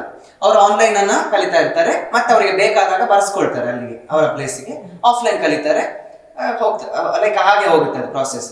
ಬಟ್ ಯಾರು ಡ್ಯಾನ್ಸ್ ಅನ್ನ ಕಲಿತಾರೆ ಆನ್ಲೈನು ಅವರಿಗೆ ನಾನೊಂದು ಕಂಪಲ್ಸರಿ ಮಾಡ್ತೀನಿ, 3 ತಿಂಗಳಿಗೆ ಒಂದ್ಸತಿ ಅಥವಾ 4 ತಿಂಗಳಿಗೆ ಒಂದ್ಸತಿ ನಾನು ಬರ್ತೀನಿ, 2 ದಿನ ಇರ್ತೀನಿ ನಿಮ್ಮಲ್ಲಿ, ಇದ್ದು ಬಿಟ್ಟು ಇದು ಮಾಡ್ತೀನಿ. ಅದಕ್ಕೆ ಬೇಕಾದ ಅಕಾಮಡೇಷನ್ ಎಲ್ಲವೂ ಅವ್ರು ಮಾಡ್ತಾರೆ, ಚಾರ್ಜಸ್ ಎಲ್ಲ. ಯಾಕೆ ಅಂತಂದ್ರೆ ಇಲ್ಲಾಂದ್ರೆ ನಾನು ಕಲ್ಸೋದಿಲ್ಲ. ಯಾಕೆಂದ್ರೆ ನನಗೇನಾಗುತ್ತೆ ಗೊತ್ತಾ, ಅದೇ ನೀವು ಹೇಳಿದಾಗೆ ಆನ್ಲೈನ್ ಅಲ್ಲಿ ನೃತ್ಯವನ್ನ ಕಲಿಸೋದು ತುಂಬಾ ಕಷ್ಟ. ಎಸ್ಪೆಷಲಿ ಈಗ ಅಡವು ಕಲಿಸ್ಬೋದು, ತೇಗ ಇದು ಮಾಡಬಹುದು, ಅಡವುಗಳನ್ನ ಮಾಡಬಹುದು, ನೀಟ್ ಮಾಡಿಸ್ಬೋದು, ಬೈಬೋದು, ಎಲ್ಲ ಮಾಡ್ಬೋದು. ಬಟ್ ನಾನು ಹೇಳಿದಾಗ ಸಾತ್ವಿಕ ಅಭಿನಯವನ್ನ ನಾನು ಕಲಿಯೋದು ಕೂಡ 2 ಕಷ್ಟ. ಸೊ ನಾನು ಕಲಿಯೋದಾದ್ರೂ ಕೂಡ ನಾನು ಅವರ ಹತ್ರ ಇನ್ ಪರ್ಸನ್ ಟೀಚರ್ ಹತ್ರ ಹೋಗಿನೇ ಕಲಿತೀನಿ. ಪ್ಲಸ್ ನಾನು ಕಲಿಸೋದಾದ್ರೂ ಕೂಡ ಅವರಿಗೆ ನಾನು ಹೇಳಿರ್ತೀನಿ ಮೊದಲೇ, ಇದು ಓಕೆ ಅಂತ ಆದ್ರೆ ಮಾತ್ರ ಕ್ಲಾಸ್, ಇಲ್ಲ ನಾನು ಮಾಡೋದಿಲ್ಲ ಸಾರಿ, ಬಿಕಾಸ್ ಅದು ಕಷ್ಟ ಆಗುತ್ತೆ. ಯಾಕಂದ್ರೆ ಕ್ಲಾಸ್ ಮಾಡೋದು ಹಣ ತಗೊಳ್ಳೋದು ಮಾತ್ರ ಅಲ್ಲ, ಏನೋ ಒಂದು ಅದರಲ್ಲಿ ಬರಬೇಕು, ಪ್ರತಿಫಲ ನನಗೂ ಸಿಗ್ಬೇಕು, ಅವ್ರಿಗೂ ಸಿಗ್ಬೇಕು. ಅವ್ರು ಕಲ್ತಿದ್ದಕ್ಕೆ ಅವ್ರಿಗೇನೋ ನಾನೇನೋ ಅಷ್ಟು ಸಾಧಿಸಿದೀನಿ ಅಂತ ಅನಿಸ್ಬೇಕು, ನನಗೂ ಕೂಡ ನನ್ನ ಸ್ಟೂಡೆಂಟ್ ಸಾಧಿಸಿದ್ದಾರೆ ಅಂತ ಒಂದು 4 ಜನಕ್ಕೆ ತೋರಿಸೋ ತರ ವಿಡಿಯೋನೇ ನಾವು ಅಲ್ವಾ, ದಟ್ಸ್ ವಾಟ್. ಹಾಗಾಗಿ ನಾನು ಅದೊಂದು ಮಾಡ್ತೀನಿ. ಹಾಗೆ ಈ ಭರತನಾಟ್ಯ ಬೇರೆ, ನೃತ್ಯ ಬೇರೆ. ಈಗ ಎಷ್ಟೋ ಸಲ ಏನಾಗ್ತದೆ ಅಂತ ಹೇಳಿದ್ರೆ ಅದು ಮಿಕ್ಸ್ ಆಗ್ತದೆ, ಡ್ಯಾನ್ಸ್ ಪ್ರಕಾರಗಳಲ್ಲೇ ಭರತನಾಟ್ಯ ತರುವಂಥದ್ದು. ಬಟ್ ಆ ಭರತನಾಟ್ಯ ಇದೇ ಬೇರೆ ಅಂತ ನನಗೆ ಅನ್ನಿಸ್ತದೆ. ಇದಕ್ಕೆ ಏನು ಹೇಳ್ತಾರೆ? ನೃತ್ಯ ಅನ್ನೋದ್ರಲ್ಲಿ ಈಗ ಶಾಸ್ತ್ರೀಯ ಪ್ರಕಾರಗಳು ಇದೆ, ಜಾನಪದ ಪ್ರಕಾರಗಳು ಇದೆ, ಇನ್ನು ಪಾಶ್ಚಿಮಾತ್ಯ ಪ್ರಕಾರಗಳು, ವೆಸ್ಟರ್ನ್ ಸ್ಟೈಲ್ಸ್ ಇದೆ. ಸೊ ಈಗ ಎಲ್ಲವನ್ನ ಮಿಕ್ಸ್ ಮಾಡಿ ನೃತ್ಯ ಮಾಡುವುದನ್ನು ಇವತ್ತು ನೋಡ್ತೀವಿ ನಾವು ಈಗ ರಿಯಾಲಿಟಿ ಶೋಸ್ ಅಲ್ಲೆಲ್ಲ. ಅದು ಆಕ್ಚುಲಿ ಸಾಂಪ್ರದಾಯಬದ್ಧವಾಗಿ ಸರಿ ಅಲ್ಲ ಅದು. ಆದ್ರೆ ಅದನ್ನ ಕೆಲವರು ನೆಚ್ಕೊಂಡಿದ್ದಾರೆ, ಒಪ್ಕೊಂಡಿದ್ದಾರೆ, ಎಲ್ಲ ಹೌದು, ಅದು ಬೇರೆ ಪ್ರಶ್ನೆ. ನಾನೇನ್ ಹೇಳ್ತೀನಿ ಅಂತಂದ್ರೆ ನಮ್ಮ ಶಾಸ್ತ್ರೀಯ ನೃತ್ಯ ಪ್ರಕಾರಗಳಲ್ಲಿ ಬೇರೆ ಬೇರೆ ಪ್ರಾಂತ್ಯ, ಈಗ ರಾಜ್ಯ ಅಂತ ಹೇಳ್ತೀವಲ್ಲ, ರಾಜ್ಯವಾರು ನೃತ್ಯಗಳು ಡಿವೈಡ್ ಆಗ್ತಾ ಹೋಗಿದೆ. ಅವರವರ ಸಂಪ್ರದಾಯ, ಅವರವರ ಅಭಿರುಚಿ, ಅವರವರ ಇಷ್ಟಕ್ಕನುಸಾರವಾಗಿ. ಕೇರಳದಲ್ಲಿ ಕಥಕಳಿ ಇದೆ, ಮೋಹಿನಿಯಾಟ್ಟಂ ಮುಖ್ಯವಾಗಿರುವಂತಹ ಶಾಸ್ತ್ರೀಯ ನೃತ್ಯ ಪ್ರಕಾರಗಳು. ಹಾಗೆ ನಾವು ಆ ಕಡೆ ಅಸ್ಸಾಂ ಹೋದ್ರೆ ಅಲ್ಲೊಂದು ಕಲೆ ಇದೆ, ಈ ಕಡೆ ಮಣಿಪುರಕ್ಕೆ ಹೋದ್ರೆ ಅಲ್ಲೊಂದು ಕಲೆ ಇದೆ, ಮಣಿಪುರಿ ಇದೆ.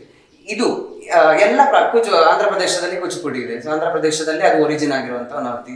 ಇನ್ನು ತಮಿಳುನಾಡು, ಕರ್ನಾಟಕ ಭಾಗದಲ್ಲಿ ಜಾಸ್ತಿ, ಇವನ್ ಕೇರಳದಲ್ಲೂ ಕೂಡ ಇವತ್ತು ಭರತನಾಟ್ಯ ಅನ್ನುವಂಥದ್ದು ಗ್ಲೋಬಲೈಸ್ಡ್ ಆರ್ಟ್. ಎಲ್ಲ ಕಡೆಯಲ್ಲಿ ಯಾವ ಆರ್ಟ್ ಕೂಡ ಹಾಗೇನೆ ಅಲ್ವಾ, ಎಲ್ಲವೂ ಕೂಡ ಎಲ್ಲ ಕಡೆಯಲ್ಲೂ ಸಿಗುತ್ತೆ. ಸೊ ನಾನೇನ್ ಹೇಳ್ತೀನಿ ಅಂದ್ರೆ ಒಂದು ಕಲೆಯನ್ನ ನೀವು ಕಲಿಯೋದಾದ್ರೆ ಅದಕ್ಕೆ ಸಂಬಂಧಪಟ್ಟು ಏನೆಲ್ಲ ಇದೆ ವಿಷಯಗಳು ಆಳವಾಗಿ ಕಲಿಬೇಕು.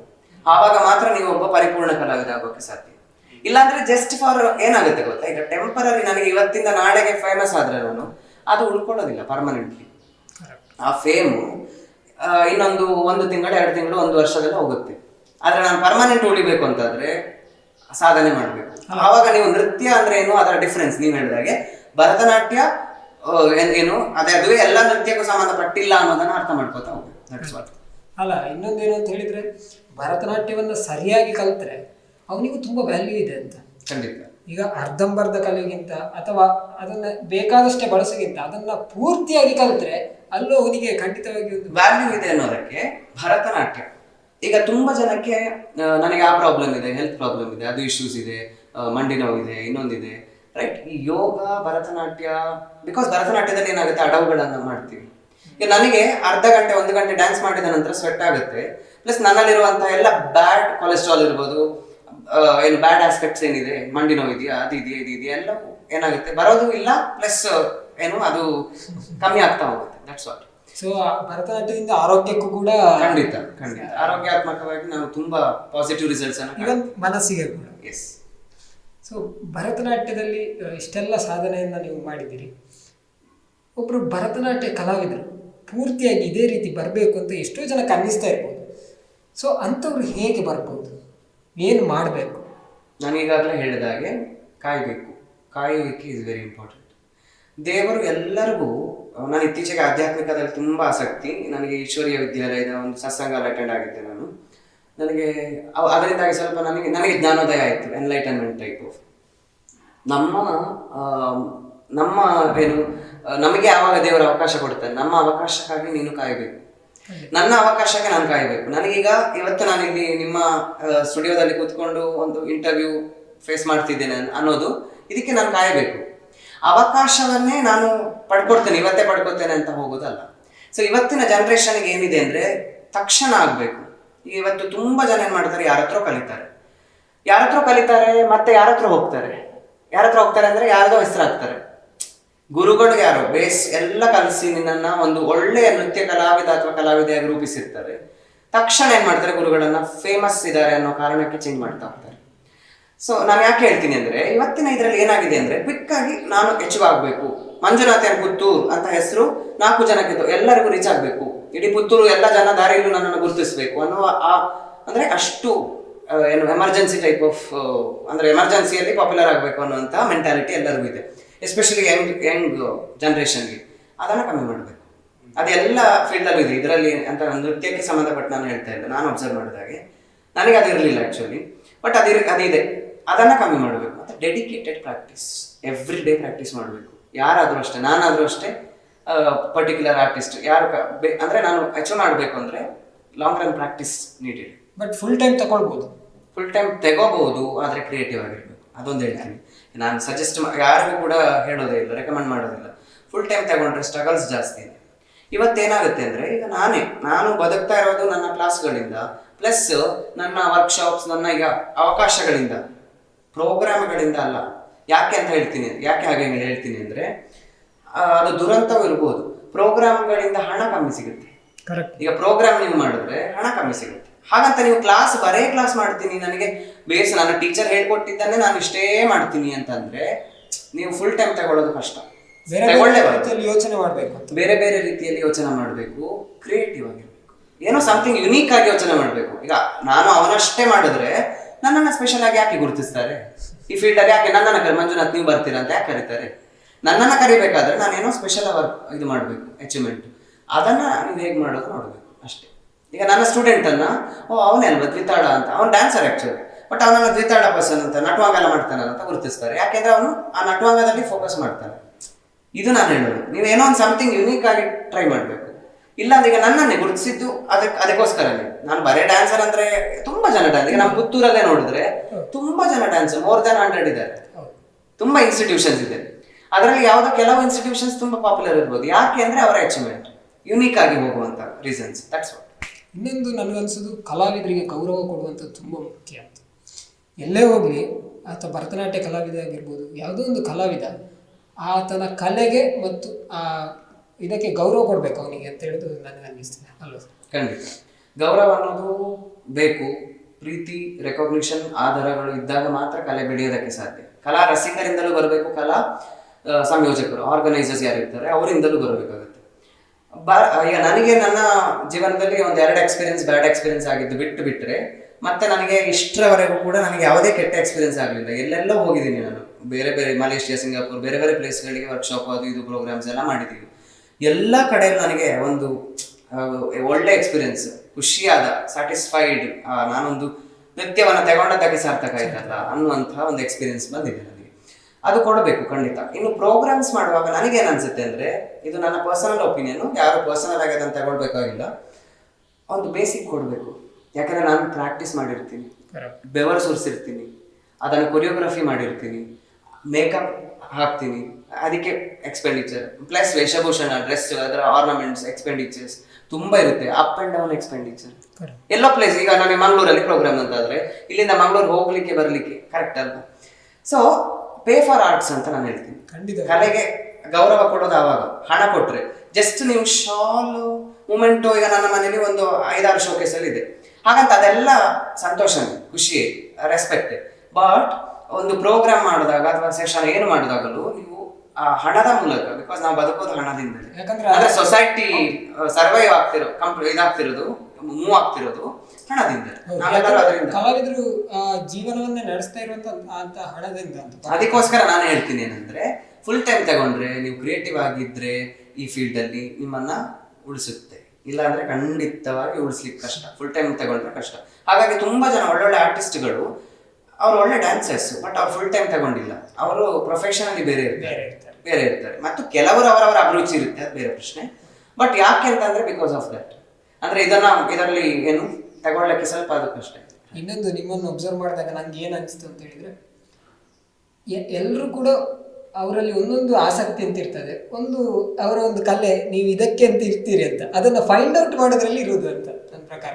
ಪ್ರತಿಯೊಬ್ರು ಏನಾಗಬೇಕು ಅಂತ ಕ್ವಶನ್ ಮಾಡಿದಾಗ ನಿಮ್ಮಲ್ಲಿ ಏನು ಆ ಒಂದು ಕ್ರಿಯೇಟಿವಿಟಿ ಇದೆ, ನಿಮಗೆ ಯಾವುದ್ರಲ್ಲಿ ಆಸಕ್ತಿ ಇದೆ, ಅದನ್ನ ಫೈಂಡ್ ಔಟ್ ಮಾಡಿದ್ರೆ ಖಂಡಿತವಾಗಿ ಅದರಲ್ಲಿ ಯಶಸ್ವಿ ಆಗ್ತೀರಿ ಅಂತ. ಖಂಡಿತ, ಟ್ರೂ. ನನ್ನಲ್ಲಿ ಅದೇ ಆಸಕ್ತಿಯನ್ನ ಎಕ್ಸಾಕ್ಟ್ಲಿ ಫೈಂಡ್ ಔಟ್ ಮಾಡ್ಬೇಕು. ಈಗ ಕೆಲವರು ಪೇರೆಂಟ್ಸ್ ಬರ್ತಾರೆ, ನನ್ನ ಮಗಳಿಗೆ ಡ್ಯಾನ್ಸ್ ಇಂಟ್ರೆಸ್ಟ್ ಇದೆಯಾ ಅಂತ. ಹೌದು, ಡ್ಯಾನ್ಸ್ ಮಾಡ್ತಾಳೆ ಅಂತ. ಓಕೆ, ಬಟ್ ಬಂದ ನಂತರ ಅವರಿಗೆ ಅಷ್ಟು ಇಂಟ್ರೆಸ್ಟ್ ಇರುವುದಿಲ್ಲ, ಅಥವಾ ಮ್ಯೂಸಿಕಲ್ಲಿ ಇಂಟ್ರೆಸ್ಟ್ ಇದೆ, ಅಥವಾ ಪೇಂಟಿಂಗಲ್ಲಿ ಇಂಟ್ರೆಸ್ಟ್ ಅವರಿಗೆ ಇರುವುದಿಲ್ಲ. ಪೇರೆಂಟ್ಸ್ ಏನ್ ಮಾಡ್ತಾರೆ, ಮತ್ತೆ ಕೆಲವರು ಏನ್ ಮಾಡ್ತಾರೆ, ಒಂದು 10 ವಿದ್ಯೆಗೆ ಹಾಕ್ತಾರೆ. ಪೇಂಟಿಂಗಲ್ಲೂ ಇದ್ದಾಳೆ, ಆ ಕಡೆ ಕರಾಟೆ ಮಾಡ್ತಾಳೆ, ಈ ಕಡೆ ಇದು ಏನು ಸ್ವಿಮ್ಮಿಂಗು ಮಾಡ್ತಾಳೆ, ಆ ಕಡೆ ಇದು ಏನು ಸಂಗೀತ ಕಲಿತಾಳೆ, ಈ ಕಡೆ ಲೈಟ್ ಮ್ಯೂಸಿಕ್ ಕಲಿತಾಳೆ, ಅಂದ್ರೆ classical music, light music, next folk ಇದ್ರೆ ಫೋಕ್, ಎಲ್ಲವೂ ಮಿಕ್ಸ್ ಮಾಡಿ. ಅದೇನಾಗುತ್ತೆ ಗೊತ್ತಾ, ಮಕ್ಕಳಿಗೆ ಯಾವ್ದ್ರಲ್ಲಿ ಹೋಗ್ಬೇಕು ಅಂತಲೇ ಗೊತ್ತಾಗೋದಿಲ್ಲ, ಮನೆಗೆ ಎಲ್ಲವನ್ನು ಬಿಟ್ಬಿಡ್ತಾರೆ. ಎಲ್ಲವೂ ಯಾವ್ದು ಇರೋದಿಲ್ಲ, ಆ ಕಡೆ ಸ್ಟಡಿ ಅದು ಇರೋದಿಲ್ಲ. ಇನ್ನೊಂದೇನು ಸಮಸ್ಯೆಯನ್ನು ನಾವು ಇವತ್ತು ನಮ್ಮ ನೃತ್ಯ ಕ್ಷೇತ್ರದಲ್ಲಿ ಇವನ್ ಸಂಗೀತದಲ್ಲಿ ಎದುರಿಸ್ತಿದೀವಿ ಅಂತಂದ್ರೆ, 10ನೇ ಕ್ಲಾಸ್ ಬರುವಾಗ, ಸೆಕೆಂಡ್ PUC ಬರುವಾಗ ಪೇರೆಂಟ್ಸ್ ಬರೋದು ಕ್ಲಾಸಿಗೆ, ಅವಾಗ ಬರುವಾಗಲೇ ಗೊತ್ತಾಗುತ್ತೆ ಏನಕ್ಕೆ ಅಂತ. ಈ ವರ್ಷ ಸ್ವಲ್ಪ ಕಷ್ಟ ಸರ್, ಇನ್ನು ಕಳಿಸ್ಲಿಕ್ಕೆ ಕಷ್ಟ ಆಗ್ಬೋದು. ಈಗ ನನ್ನ ಸ್ಟೂಡೆಂಟ್ಸ್ ಒಳ್ಳೊಳ್ಳೆ ಡ್ಯಾನ್ಸರ್ಸ್ ತುಂಬಾ ಜನ ಹಾಗೆ ಬಿಟ್ಟವರಿದ್ದಾರೆ, ಆಯ್ತಲ್ವ. ನಾವು ಪ್ರೆಷರ್ ಹಾಕ್ಲಿಕ್ಕೂ ಆಗೋದಿಲ್ಲ, ಅದು ನನ್ನ ಒಂದು ದೊಡ್ಡ ಸಿಚುವೇಶನ್. ಆ ಮಕ್ಕಳನ್ನ ಈಗ ಟ್ಯಾಲೆಂಟೆಡ್, ಈಗ ಸ್ವಲ್ಪ ಆವ್ರೇಜ್ ಸ್ಟೂಡೆಂಟ್ ಆದ್ರೂ ಬೇಸರ ಆಗುತ್ತೆ, ನಮ್ಮ ಸ್ಟೂಡೆಂಟ್ಸ್ ಅನ್ನುವಂಥ ಪ್ರೀತಿ, ನಮ್ಮ ಮಕ್ಕಳೇ ಅಲ್ಲ ಅವರು, ಆ ಪ್ರೀತಿ ಇರುತ್ತೆ. ಬಟ್ ಒಳ್ಳೆ ಮಾಡುವ ಸ್ಟೂಡೆಂಟ್ ಆದ್ರೆ, ಅಂದ್ರೆ ಚೆನ್ನಾಗಿ ಡ್ಯಾನ್ಸ್ ಮಾಡುವಂತ ಸ್ಟೂಡೆಂಟ್ ಆದ್ರೆ ತುಂಬಾ ಏನಾಗುತ್ತೆ, ಬೇಸರ ಆಗುತ್ತೆ. ಅಯ್ಯೋ ಹೋಯ್ತಲ್ಲ, ನನ್ನ ಒಂದು ಪಾಸಿಟಿವ್ ಹೋಯ್ತು ಅಂತ, ಅದೊಂದು ಪಾಸಿಟಿವಿಟಿ ನಮ್ಮ ಕ್ಲಾಸಿಗೆ, ಎಜುಕೇಶನ್ಗೆ ಅದು ಸಹಾಯ ಮಾಡ್ತದೆ ಅಂತ. ಅದೇ ಅದನ್ನ ಹೇಳ್ಬೇಕು ಅಂತಿದ್ದೆ ನಾನು. ಯಾಕಂದ್ರೆ ನಾನು ಸೆಕೆಂಡ್ PUC ಕೊನೆಯ ಕ್ಷಣದವರೆಗೂ ನಾನು ಎಕ್ಸಾಮಿಗೆ ಹತ್ರ ಇರುವಾಗ ನಾನು ಡ್ಯಾನ್ಸ್ ಪ್ರೋಗ್ರಾಮ್ ಹೋಗಿದ್ದೇನೆ. ಸೆಕೆಂಡ್ PUC ನಾನು ಕನ್ನಡ ಮಾಧ್ಯಮದಲ್ಲಿ ಡಿಸ್ಟ್ರಿಕ್ಟ್ ಟಾಪರ್, ನನಗೆ 10,000 ರೂಪಾಯಿ ಅವಾಗ ಸಿಕ್ಕಿತ್ತು. ಕರ್ನಾಟಕ ಸರ್ಕಾರ ಬರ್ಸಿ ಇದು ಏನು ಒಂದು ಅವಾರ್ಡ್ ಫಂಕ್ಷನ್ ಇಟ್ಕೊಂಡಿದ್ರು. ಅಂದ್ರೆ ಇದು ನಿಮಗೆ ಇದಲ್ಲ, ಇಲ್ಲ ಏನ್ ತೊಂದರೆ ಆಗುದಿಲ್ಲ. ಇಲ್ಲ, 10th ಅಲ್ಲಿ ನಾನು ನನ್ನ ಎಕ್ಸಾಮ್ ಮೋಸ್ಟ್ಲಿ ಸೈನ್ಸ್ ಎಕ್ಸಾಮಿನ ಮೊದಲ ದಿನ ನಾನು ಪ್ರೋಗ್ರಾಮ್ ಹೋಗಿದ್ದೇನೆ. ನೆಕ್ಸ್ಟ್ ಡೇ ಸೈನ್ಸ್ ನನಗೆ 85 ಏನೋ ಬಂದಿದೆ ಮಾರ್ಕ್ಸ್. ನಾನು ಯಾಕೆ ಹೇಳ್ತೇನೆ ಅಂದ್ರೆ, ಎಕ್ಸಾಮಿಗೆ ಅದಕ್ಕೂ ಸಂಬಂಧ ಇಲ್ಲ, ಎಲ್ಲವನ್ನ ಹೇಗೆ ಮೇಂಟೈನ್ ಮಾಡಬೇಕು. ಇವತ್ತು ಪ್ರಾಬ್ಲಮ್ ಆಗಿರೋದು ಎಲ್ಲಿ ಗೊತ್ತಾ, ಮಕ್ಕಳಿಗೆ ಮೊಬೈಲ್ ಅಡಿಕ್ಷನ್. ಈಗ ಹಾರ್ಟ್ ಅಟ್ಯಾಕ್ ಅಂತಾನು ಬರ್ತಾ ಇದೆ ಟಿವಿಲಿ. ಯಾಕೆ ಅಂತಂದ್ರೆ ನೈಟ್ 3 ಗಂಟೆ 4 ಗಂಟೆ ಚಾಟಿಂಗು, ಅಥವಾ ಈ ಆನ್ಲೈನ್ ಗೇಮ್ ಬಂದಿದೆ, ಇದರಿಂದಾಗಿ ಏನಾಗ್ತಾರೆ, ಅದರಲ್ಲಿ ಅಡಿಕ್ಟ್ ಆಗ್ತಾರೆ. ನೀವು ಬ್ಯಾಡ್ ಹ್ಯಾಬಿಟ್ ಇಂದ ಬಿಟ್ಬಿಡಿ, ನೀವು ಪಾಸಿಟಿವಿಗೆ ಹೋಗಿ. ಯಾವುದೆಲ್ಲ ನಮ್ಮನ್ನ ಪಾಸಿಟಿವಿಟಿ ಎಡೆಗೆ ಕೊಂಡೋಗುತ್ತೆ, ಅದಕ್ಕೆ ಹೋದಾಗ ನೀವು ಅಲರ್ಟ್ ಆಗ್ತವೆ. ಯಾವ್ದಾದ್ರು ಒಂದು ಕಲೆಯನ್ನ ಕಲಿಬಹುದು. ಯಕ್ಷಗಾನವ, ಭರತನಾಟ್ಯವ, ಯಾವ್ದಾದ್ರು ಒಂದಿದ್ರೆ ಅದು ನಿಮ್ಮನ್ನ ಸಾಹಿತ್ಯವೂ ಆಗ್ಬೋದು. ನಿಮ್ಮಲ್ಲಿ ಅಭಿರುಚಿ ಯಾವುದಿದೆ ಅದಕ್ಕೆ ಹೋಗಿ.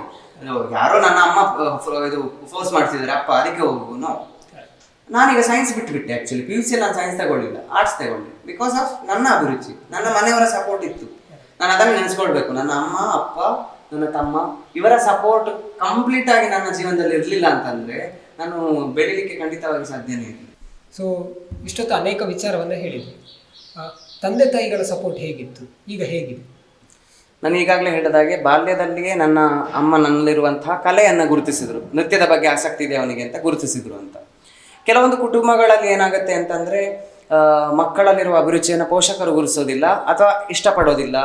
ಅವರೇ ಪಾಪ ಕಲಿತು ಸ್ಟ್ರಗಲ್ ಮಾಡುವಂಥದ್ದು. ಈಗ ನನಗೆ ಅಂತ 1-2 ಜನ ಸ್ಟೂಡೆಂಟ್ಸ್ ಇದ್ದಾರೆ, ಅವ್ರ ಪೇರೆಂಟ್ಸಿಗೆ ಅವ್ರು ಕಲಿತಿದ್ದಾರೆ ಅಂತಲೇ ಗೊತ್ತಿಲ್ಲ. ಯಾಕಂದರೆ ಅವರೇ ಅದನ್ನು ಸೀಕ್ರೆಟ್ ಆಗಿ ಇಟ್ಕೊಂಡು ಕಲಿತಾರೆ. ಯಾಕೆಂದರೆ ಅವರೇ ಹಣ ಕೊಟ್ಟು ಕಷ್ಟಪಟ್ಟು. ಕೆಲವರಿಗೆ ನಾನು ಫ್ರೀಯಾಗಿ ಕ್ಲಾಸ್ ಮಾಡ್ತೀನಿ. ಯಾಕೆ ಹೇಳ್ತಿದ್ದೀನಿ ಅಂತಂದರೆ, ಮನೆಯಲ್ಲಿ ಅವರಿಗೆ ಸಪೋರ್ಟ್ ಇಲ್ಲ, ಬೇಡ ಮಾಡೋದು ಅಂತ ಹೇಳುವಂಥ ಇದಿರುತ್ತೆ. ಆದರೆ ನಾನೊಂದು ಆ ವಿಷಯದಲ್ಲಿ ತುಂಬ ಪುಣ್ಯವಂತ. ಬಿಕಾಸ್ ನನ್ನ ಮನೆಯಲ್ಲಿ ಬಾಲ್ಯದಿಂದಲೇ ಪ್ರಾರಂಭವಾಗಿ ಇವತ್ತಿಗೂ ಕೂಡ ನನ್ನ ಅಮ್ಮ, ಅಪ್ಪ ಎಲ್ಲರೂ ಕೂಡ ಸಪೋರ್ಟ್ ಮಾಡ್ತಾ ಇದ್ದಾರೆ. ಇನ್ನು ಸ್ಪೆಷಲಿ ನನ್ನ ತಮ್ಮನೂ ಕೂಡ ನನಗೆ ಕಂಪ್ಲೀಟ್ ಸಪೋರ್ಟ್ ಮಾಡ್ತಾ ಬರ್ತಾ ಇದ್ದಾನೆ. ಸೊ ಇದರಿಂದಾಗಿ ನಾನು ಅಚೀವ್ಮೆಂಟ್ ಮಾಡೋದಕ್ಕೆ ಸಾಧ್ಯ ಆಯಿತು. ಯಾಕೆಂದರೆ ನಮ್ಮ ಮನೆಯ ಪರಿಸರ ನಮಗೆ ಒಳ್ಳೆದಿಲ್ಲ ಅಂತ ಆದರೆ ಸಾಧ್ಯ ಇಲ್ಲ, ಅಚೀವ್ಮೆಂಟ್ ಮಾಡೋದಕ್ಕೆ ಸಾಧ್ಯ ಇಲ್ಲ. ಎಲ್ಲರೂ ಕೂಡ ಅದನ್ನು ಅನುಭವಿಸಿರ್ತೀವಿ. ಎಸ್ಪೆಷಲಿ ಆರ್ಟಿಸ್ಟ್ ಲೈಫ್ ಸ್ವಲ್ಪ ಸ್ಪಾಯ್ಲ್ ಆಗೋದು ಇದರಿಂದಾನೆ. ಯಾಕೆಂದರೆ ನಾವು ಫುಲ್ ಟೈಮ್ ಅದರಲ್ಲಿ ಫೋಕಸ್ ಮಾಡ್ತೀವಿ. ಹಾಗಂತ ಫ್ಯಾಮಿಲಿ ಟೈಮ್ ಕೂಡ ನಾವು ಕೊಡ್ತೀವಿ. ಅದನ್ನು ನೀವು ಅರ್ಥ ಮಾಡಿಕೊಂಡು ಮುಂದೆ ಹೋಗ್ತೀರಿ ಅಂತಾದರೆ ಲೈಫ್ ಏನಾಗುತ್ತೆ, ಚೆನ್ನಾಗಾಗುತ್ತೆ. ಇಲ್ಲ ಅಂದರೆ ಪ್ರಾಬ್ಲಮ್ ಆಗೋ ಚಾನ್ಸಸ್ ಜಾಸ್ತಿ. ಬಟ್ ನನ್ನ ಜೀವನದಲ್ಲಿ ಹಾಗೆ ಆಗಲಿಲ್ಲ. ನನ್ನ ಮನೆಯವರು ನನಗೆ ಫುಲ್ ಸಪೋರ್ಟ್ ಮಾಡಿದ್ರು. ಇವತ್ತಿಗೂ ಅದು ಯಾವತ್ತಿಗೂ ಇರುತ್ತೆ ನನಗೆ ಗೊತ್ತು. ಆ ಸಪೋರ್ಟ್ ಇದ್ದ ಕಾರಣ ನನಗೆ ಕಾನ್ಫಿಡೆನ್ಸ್ ಇದೆ, ಬೆಳಿಬೋದು ಅಂತ, ಇನ್ನೂ ಕೂಡ ಮುಂದೆ ಹೋಗ್ಬೋದು, ಏನು ಮಾಡಬೇಕಾದ್ರೂ ಫೀಲ್ಡಲ್ಲಿ ಅಚೀವ್ಮೆಂಟ್ ಮಾಡ್ಬೋದು ಅಂತ. ಸೊ ಮುಂದಿನ ಯೋಜನೆಗಳೇನು ನಿಮ್ಮದೆಲ್ಲ? ನನ್ನ ನಾನು ತಾಳಾವಧಾನಕ್ಕೆ ಸಂಬಂಧಪಟ್ಟಂಥದ್ದು ತಾಳಾವಧಾನ ಇನ್ ಭರತನಾಟ್ಯಂ ಅಂತ. ಅದು ಸರ್ಟಿಫಿಕೇಟ್ ಕೋರ್ಸ್, ಅಕಾಡೆಮಿಕಲಿ ಶೈಕ್ಷಣಿಕವಾಗಿ ಸರ್ಟಿಫಿಕೇಟ್ ಕೋರ್ಸ್ ಆಗಿ ಆಲ್ರೆಡಿ ರೇವಾ ಯೂನಿವರ್ಸಿಟಿ ಬ್ಯಾಂಗ್ಳೂರಲ್ಲಿ ಆಗಿದೆ, ಆಳ್ವಾಸ್ ಕಾಲೇಜಲ್ಲಿ ಆಗಿದೆ, ಡಿಗ್ರಿ ಕಾಲೇಜಲ್ಲಿ. ನೆಕ್ಸ್ಟ್ ಅದೀಗ Srividya university of Vedic science Bangalore ಅಲ್ಲಿ ಆಗ್ತಾ ಇದೆ ಈಗ ಪ್ರಾಸೆಸ್. ಅಂದರೆ ಅದು ಆಲ್ರೆಡಿ ಅವರು ಅಪ್ಲಿಕೇಶನ್ ಹಾಕಿದ್ದಾರೆ. ಇನ್ನು ಅದಕ್ಕೆ ಎಷ್ಟು ಜನ ಬರ್ತಾರೆ ಅಪ್ಲಿಕೇಶನ್ ಹಾಕಬೇಕು, ಅಂದರೆ ಅದನ್ನು ನೋಟಿಫಿಕೇಶನ್ ಮಾಡಿದ್ದಾರೆ, ಅಪ್ಲಿಕೇಶನ್ ಹಾಕಬೇಕು. ಸೊ ಇದನ್ನು ಅಂದರೆ ಅಫಿಷಿಯಲಿ ನಮ್ಮದೇ ಆದ ಒಂದು ಕೋರ್ಸನ್ನು ಕ್ರಿಯೇಟ್ ಮಾಡೋದು ಒಂದು ದೊಡ್ಡ, ಅದು ಏನು ಕಷ್ಟ ಸಾಧನೆಯೂ ಕೂಡ. ಬಿಕಾಸ್ ಅದು ಮಾಡೋದಕ್ಕೆ ಸಾಧ್ಯನೇ, ಅಂದರೆ ಅಷ್ಟು ಈಸಿಯಲ್ಲಿ ಸಾಧ್ಯ ಇಲ್ಲ. ಯಾಕೆಂದರೆ ಚಾಪ್ಟರ್ಸ್ ಮಾಡಬೇಕು, ಅದಕ್ಕೆ ಪಠ್ಯಕ್ರಮವನ್ನು ಫುಲ್ ರೆಡಿ ಮಾಡಬೇಕು. ಅದು ನನಗೆ ಒಂದು ಏನು ಹೇಳೋದು ದೈವ ಬಲ ಅಷ್ಟೇ, ಅದಾಗಿದೆ. ಅದನ್ನು ಇನ್ನೂ ಜಾಸ್ತಿ ಜನಕ್ಕೆ ರೀಚ್ ಮಾಡಬೇಕು ಅನ್ನೋದು. ಇನ್ನು ತಾಳಾವಧಾನದಲ್ಲಿ ಭರತನಾಟ್ಯಕ್ಕೆ ಸಂಬಂಧಪಟ್ಟು ಏನೆಲ್ಲ ಪಾಸಿಟಿವ್ಸ್ ಇದೆ, ಎಷ್ಟು ಜನಕ್ಕೆ ಅದನ್ನು ರೀಚ್ ಮಾಡ್ಬೋದು, ಅದರ ಬಗ್ಗೆ ಯೋಚಿಸಬೇಕು, ನಾನು ಮಾಡಬೇಕು ಅದನ್ನು. ಇನ್ನಷ್ಟು ಕಂಪೋಸಿಷನ್ಸ್ ಮಾಡಬೇಕು, ಕಂಪೋಸಿಷನ್ ರಿಲೇಟೆಡ್ ರೆಕಾರ್ಡಿಂಗ್ ಮಾಡಬೇಕು, ಅದು ಕೂಡ ಪ್ರಾಸೆಸ್ ಮಾಡ್ತಾ ಇದ್ದೀನಿ. ನೆಕ್ಸ್ಟ್ ನೃತ್ಯವನ್ನು ಇನ್ನೂ ಸೀರಿಯಸ್ ಆಗಬೇಕು. ಈಗ ಏನಾಗಿದೆ ಅಂತಂದರೆ ನನ್ನನ್ನು ಈಗ ಫೀಲ್ಡಲ್ಲಿ ನಾನು ತಾಳ ಮಂಜುನಾಥ್, ನಟುವಂಗ ಮಂಜುನಾಥ್, ನಟುವಂಗ ಕರಿಬೋದು, ಅವರನ್ನು ಕರಿಬೋದು ಅಂತ. ಅಂದರೆ ತುಂಬ ಜನಕ್ಕೆ ಈಗ ಕರಾವಳಿಯಲ್ಲಿ ಎಲ್ಲ ಟೀಚರ್ಸ್, ಆಲ್ಮೋಸ್ಟ್ 25+ ಟೀಚರ್ಸ್ ನನ್ನ ವರ್ಕ್ಶಾಪ್ ಮಾಡಿಸಿದ್ದಾರೆ, ಕ್ಲಾಸ್ ತಗೊಂಡಿದ್ದಾರೆ, ಕಲಿತಿದ್ದಾರೆ, ಅವರ ಸ್ಟೂಡೆಂಟ್ಸಿಗೆ ಕಲಿಸಿದ್ದಾರೆ. ಹೀಗೆ ಅಂದರೆ ನನ್ನನ್ನು ನೃತ್ಯಗಾರನಾಗಿ ನಾನು 2020 ಮೊದಲು ನನ್ನನ್ನು ಗುರುತಿಸಿಕೊಂಡಿದ್ದೆ. ಇವತ್ತು ನಾನು ನೃತ್ಯಗಾರ ಅಂತ ಹೇಳೋದನ್ನ ಏನು ಅವ್ರು ನಂಬ್ತಾರೆ, ಬಟ್ ಅದನ್ನು ನಾನು ಇನ್ನೂ ಕೂಡ ರೂಪಿಸಬೇಕು, ನನ್ನನ್ನು ನಾನು ನೃತ್ಯಗಾರನಾಗಿ ನಿರೂಪಿಸಿಕೊಳ್ಬೇಕು. ಯಾಕಂದರೆ ನನಗೆ ಟೈಮ್ ಸಿಗ್ತಾ ಇಲ್ಲ. ನಾನು ಇದರಲ್ಲೇ ನಟುವಂಗ ಈ ವಿಷಯಗಳಲ್ಲಿ ಜಾಸ್ತಿ ಫೋಕಸ್ ಮಾಡೋ ಕಾರಣ ಅದು ಸ್ವಲ್ಪ ಸಮಸ್ಯೆ ಆಗಿದೆ. ಸೊ ಅದನ್ನು ನಾನು ಪಾಸಿಟಿವ್ ಆಗಿ ತಗೊಳ್ತೀನಿ. ಕೆಲವೊಂದು ಸತಿ ಏನನ್ಸುತ್ತೆ ಅಂದರೆ ಕೆಲವರು ಕೇಳ್ತಾರೆ, ನಮ್ಮ ಸ್ಟೂಡೆಂಟ್ಸೇ ಅಂದರೆ ಬೇರೆ ಬೇರೆ ಪ್ಲೇಸ್ನವರು, ಅವರಿಗೆ ನನ್ನನ್ನು ತಾಳದಲ್ಲಿ ನಾನು ಫೋಕಸ್ ಅಂತ ಗೊತ್ತಿದೆ, ಆರ್ ಯು ಡ್ಯಾನ್ಸರ್ ಅಂತ ಕೇಳ್ತಾರೆ. ಆವಾಗ ಕೇಳಿದಾಗ ನನಗೆ ತುಂಬ ಪರ್ಸನಲಿ ಬೇಸರ ಆಗುತ್ತೆ. ನಾನು ಇದರಲ್ಲಿ ಇನ್ನೂ ಜಾಸ್ತಿ ಅಚೀವ್ಮೆಂಟ್ ಮಾಡಬೇಕು ಅಂತ. ಅದು ನಾನು ಮಾಡೋದಕ್ಕೂ ಕೂಡ ಬೇರೆ ಬೇರೆ ಪ್ರೊಡಕ್ಷನ್ ಮಾಡೋದಕ್ಕೆ ಪ್ಲ್ಯಾನ್ ಮಾಡ್ತಾ ಇದ್ದೀನಿ, ಅದು ಕೂಡ ಪ್ರಾಸೆಸ್. ಇನ್ನು ನನಗೆ ಏನು ಆಸಕ್ತಿ ಅಂತಂದರೆ, ನನಗೆ ಆ್ಯಕ್ಚುಲಿ ಇವತ್ತು ಗುರುಪೂರ್ಣಿಮೆ ಅಂತ ನಾನು ಆ ಮಾತನ್ನು ಹಂಚ್ಕೋಬೇಕು. ನನಗೆ ನೃತ್ಯದಲ್ಲಿ ಸಪೋರ್ಟ್ ಅಂತ ಇರಲಿಲ್ಲ. ಅಂದರೆ ನನ್ನ ಮನೆಯ ಸಪೋರ್ಟ್ ಬೇರೆ, ನೃತ್ಯದಲ್ಲಿ ನನ್ನನ್ನು ದೊಡ್ಡ ಮಟ್ಟಕ್ಕೆ ಈಗಿನ ಸಪೋರ್ಟ್ ಬೇರೆ, ಈಗಿನ ಟೀಚರ್ಸ್ ಸಪೋರ್ಟ್ ಮಾಡಿದ್ದು ಬೇರೆ. ನಾನು ಬಾಲ್ಯದಲ್ಲಿ ನನಗೆ ದೊಡ್ಡ ಮಟ್ಟದ ಸಪೋರ್ಟ್ ಸಿಗಲಿಲ್ಲ ನನ್ನ ಟೀಚರ್ಸಿಂದ. ಅದನ್ನು ನಾನು ಓಪನ್ ಆಗಿ ಹೇಳ್ಕೊಂಡಿದ್ದೀನಿ ಕೂಡ ತುಂಬ ಕಡೆಗಳಲ್ಲಿ. ಯಾರಿಗೆ ಅಂಥ ಸಪೋರ್ಟ್ ಇಲ್ಲ ಅಂಥವರಿಗೆ ನಾನು ಸಪೋರ್ಟ್ ಕೊಡಬೇಕು ಅಂತ. ಅಂದರೆ ಈಗ ಕೆಲವರಿಗೆ ಏನಾಗುತ್ತೆ, ಹಣ ಇಲ್ಲ, ಸ್ವಲ್ಪ ಟ್ಯಾಲೆಂಟ್, ವಂಡರ್ಫುಲ್ ಟ್ಯಾಲೆಂಟ್ಸ್ ನನ್ನ ಸ್ಟೂಡೆಂಟ್ಸೇ ಇದ್ದಾರೆ, ಅವರಿಗೆ ನಾನು ಫ್ರೀಗೆ ಕ್ಲಾಸ್ ಮಾಡ್ತೀನಿ. ಯಾರು ಅಂತೆಲ್ಲ ಹೇಳೋದು ಇಲ್ಲ, ಅದನ್ನೆಲ್ಲೂ ಕೂಡ ಹಂಚ್ಕೊಳ್ಳೋದು ಇಲ್ಲ. ಯಾಕಂದರೆ ಒಂದು ಕೈಯಲ್ಲಿ ಕೊಟ್ಟಿದ್ದು ಇನ್ನೊಂದು ಕೈಗೆ ಗೊತ್ತಾಗಬಾರ್ದು ಅಂತ ಹೇಳ್ತಾರೆ. ಅದನ್ನು ನಾನು ಹೇಳಿಕೊಂಡು ನಾನೇನು ದೊಡ್ಡ ಸಾಧಿಸಿದ್ದೀನಿ ಹೀರೋ ಅಂತ ಅನಿಸ್ಬೇಕಾಗಿಲ್ಲ. ಬಟ್ ಅವರಿಗೆ ಕ್ಲಾಸ್ ಮಾಡ್ತೀನಿ. ನನಗೆ ಅಂಥವರಿಗೆ ಪ್ಲಸ್ ಈ ಆದಿವಾಸಿ ಜನಾಂಗದವರಿಗೆಲ್ಲ ಕ್ಲಾಸ್ ಮಾಡಬೇಕು ಅನ್ನುವಂಥಲ್ಲ ಆಸಕ್ತಿಗಳು, ಅಂಥದ್ದೆಲ್ಲ ಬೇರೆ ಡಿಫ್ರೆಂಟ್ ಟೈಪ್ ಆಫ್ ಥಿಂಕಿಂಗ್ ಇದೆ ನಾನು ಮೊದಲಿಂದನೂ. ಹಾಗೆ ಕಾಮನ್ ಥಿಂಕಿಂಗ್, ಕಾಮನ್ ಪ್ರೋಗ್ರಾಮ್ಸಲ್ಲಿ ಇಂಟ್ರೆಸ್ಟ್ ಇಲ್ಲ ನನಗೆ. ಅಂದರೆ ಕಾಮನ್ ಆಗಿ ನಾನು ಇರಬೇಕು ಅಂತ ಇಷ್ಟಪಡೋದಿಲ್ಲ, ಸಮಥಿಂಗ್ ಯುನೀಕ್ ಆಗಿ ನಾನು ಮಾಡಬೇಕು ಅಂತ, ಸೊಸೈಟಿಗೆ ಹೆಲ್ಪ್ ಆಗಬೇಕು, ಪ್ಲಸ್ ನನಗೂ ಕೂಡ ಅದರಿಂದ ಏನೋ ಕಲಿಯೋಕ್ಕೆ ಸಿಗಬೇಕು ಅಂತ. ಸೊ ಇದರ ಕಡೆಗೆ ನಾನು ಒತ್ತನ್ನು ಕೊಡ್ತೀನಿ. ಖಂಡಿತ ತುಂಬ ಒಳ್ಳೆಯ ವಿಚಾರವನ್ನು ಹೇಳಿದ್ರಿ. ಇಷ್ಟೊತ್ತು ಭರತನಾಟ್ಯದ ಬಗ್ಗೆ ಹಾಗೆ ಬೇರೆ ಬೇರೆ ವಿಚಾರಗಳನ್ನು ಹಂಚಿಕೊಂಡ್ರಿ. ಬಹುಶಃ ಇದು ನನ್ನ ಪ್ರಕಾರ ಈ ಪಾಡ್ಕಾಸ್ಟ್ ಒಂದಿಷ್ಟು ಜನಕ್ಕೆ ಯೂಸ್ ಆಗ್ಬೋದು. ಜೊತೆಗೆ ಯಾರಾದರೂ ಭರತನಾಟ್ಯ ಕಲಿಬೇಕು ಅಂತ, ಹೇಗೆ ಕಲಿಬೇಕು ಅಂತ ಯೋಚನೆ ಮಾಡ್ತಾ ಇದ್ದರೆ, ಅಥವಾ ಇದರ ಬಗ್ಗೆ ತಿಳ್ಕೊಳ್ಬೇಕು ಅಂತ ಯೋಚನೆ ಮಾಡ್ತಾ ಇದ್ದರೆ ಖಂಡಿತವಾಗಿಯೂ ಇದು ಸಹಾಯ ಆಗ್ತದೆ ಅಂತ ಹೇಳೋದು ನನ್ನ ಅನಿಸಿಕೆ. ಹಾಗೆ ನಿಮ್ಮ ಕಲಾ ಜೀವನ ಹೀಗೆ ಮುಂದುವರಲಿ, ಅದು ಯಶಸ್ಸಿನ ಉತ್ತುಂಗಕ್ಕೆ ಹೋಗಲಿ ಅಂತ ಹೇಳುವಂಥದ್ದು ನಮ್ಮ ಆಶಯ. ಇನ್ನಷ್ಟು ಜನ ನಿಮ್ಮಿಂದ ಪ್ರಯೋಜನ ಪಡ್ಕೊಂಡು ಇದೆಲ್ಲವನ್ನು ಕೂಡ ಭರತನಾಟ್ಯದ ಪ್ರತಿಯೊಂದು ವಿಭಾಗಗಳನ್ನು, ಭರತನಾಟ್ಯವನ್ನು ಕಲೀಲಿ ಅಂತ ಹೇಳಿ ನಾನು ಆಶಿಸ್ತೇನೆ. ಸೊ ಕಾರ್ಯಕ್ರಮಕ್ಕೆ ಬಂದದ್ದಕ್ಕಾಗಿ ತುಂಬ ಹೃದಯದ ಧನ್ಯವಾದ. Thank you so much. ನೀವು ಕೂಡ ಕರೆಸ್ಕೊಂಡಿದ್ದಕ್ಕೆ ಧನ್ಯವಾದಗಳು. ನೃತ್ಯ, ಸಂಗೀತ, ಕಲೆ ಯಾವತ್ತೂ ಉಳಿಯುತ್ತೆ, ಉಳಿಲಿ. ನೃತ್ಯಂ ಗೆಲ್ಲಿಗೆ, ನೃತ್ಯಂ ಬಾಳಿಗೆ. ಧನ್ಯವಾದ.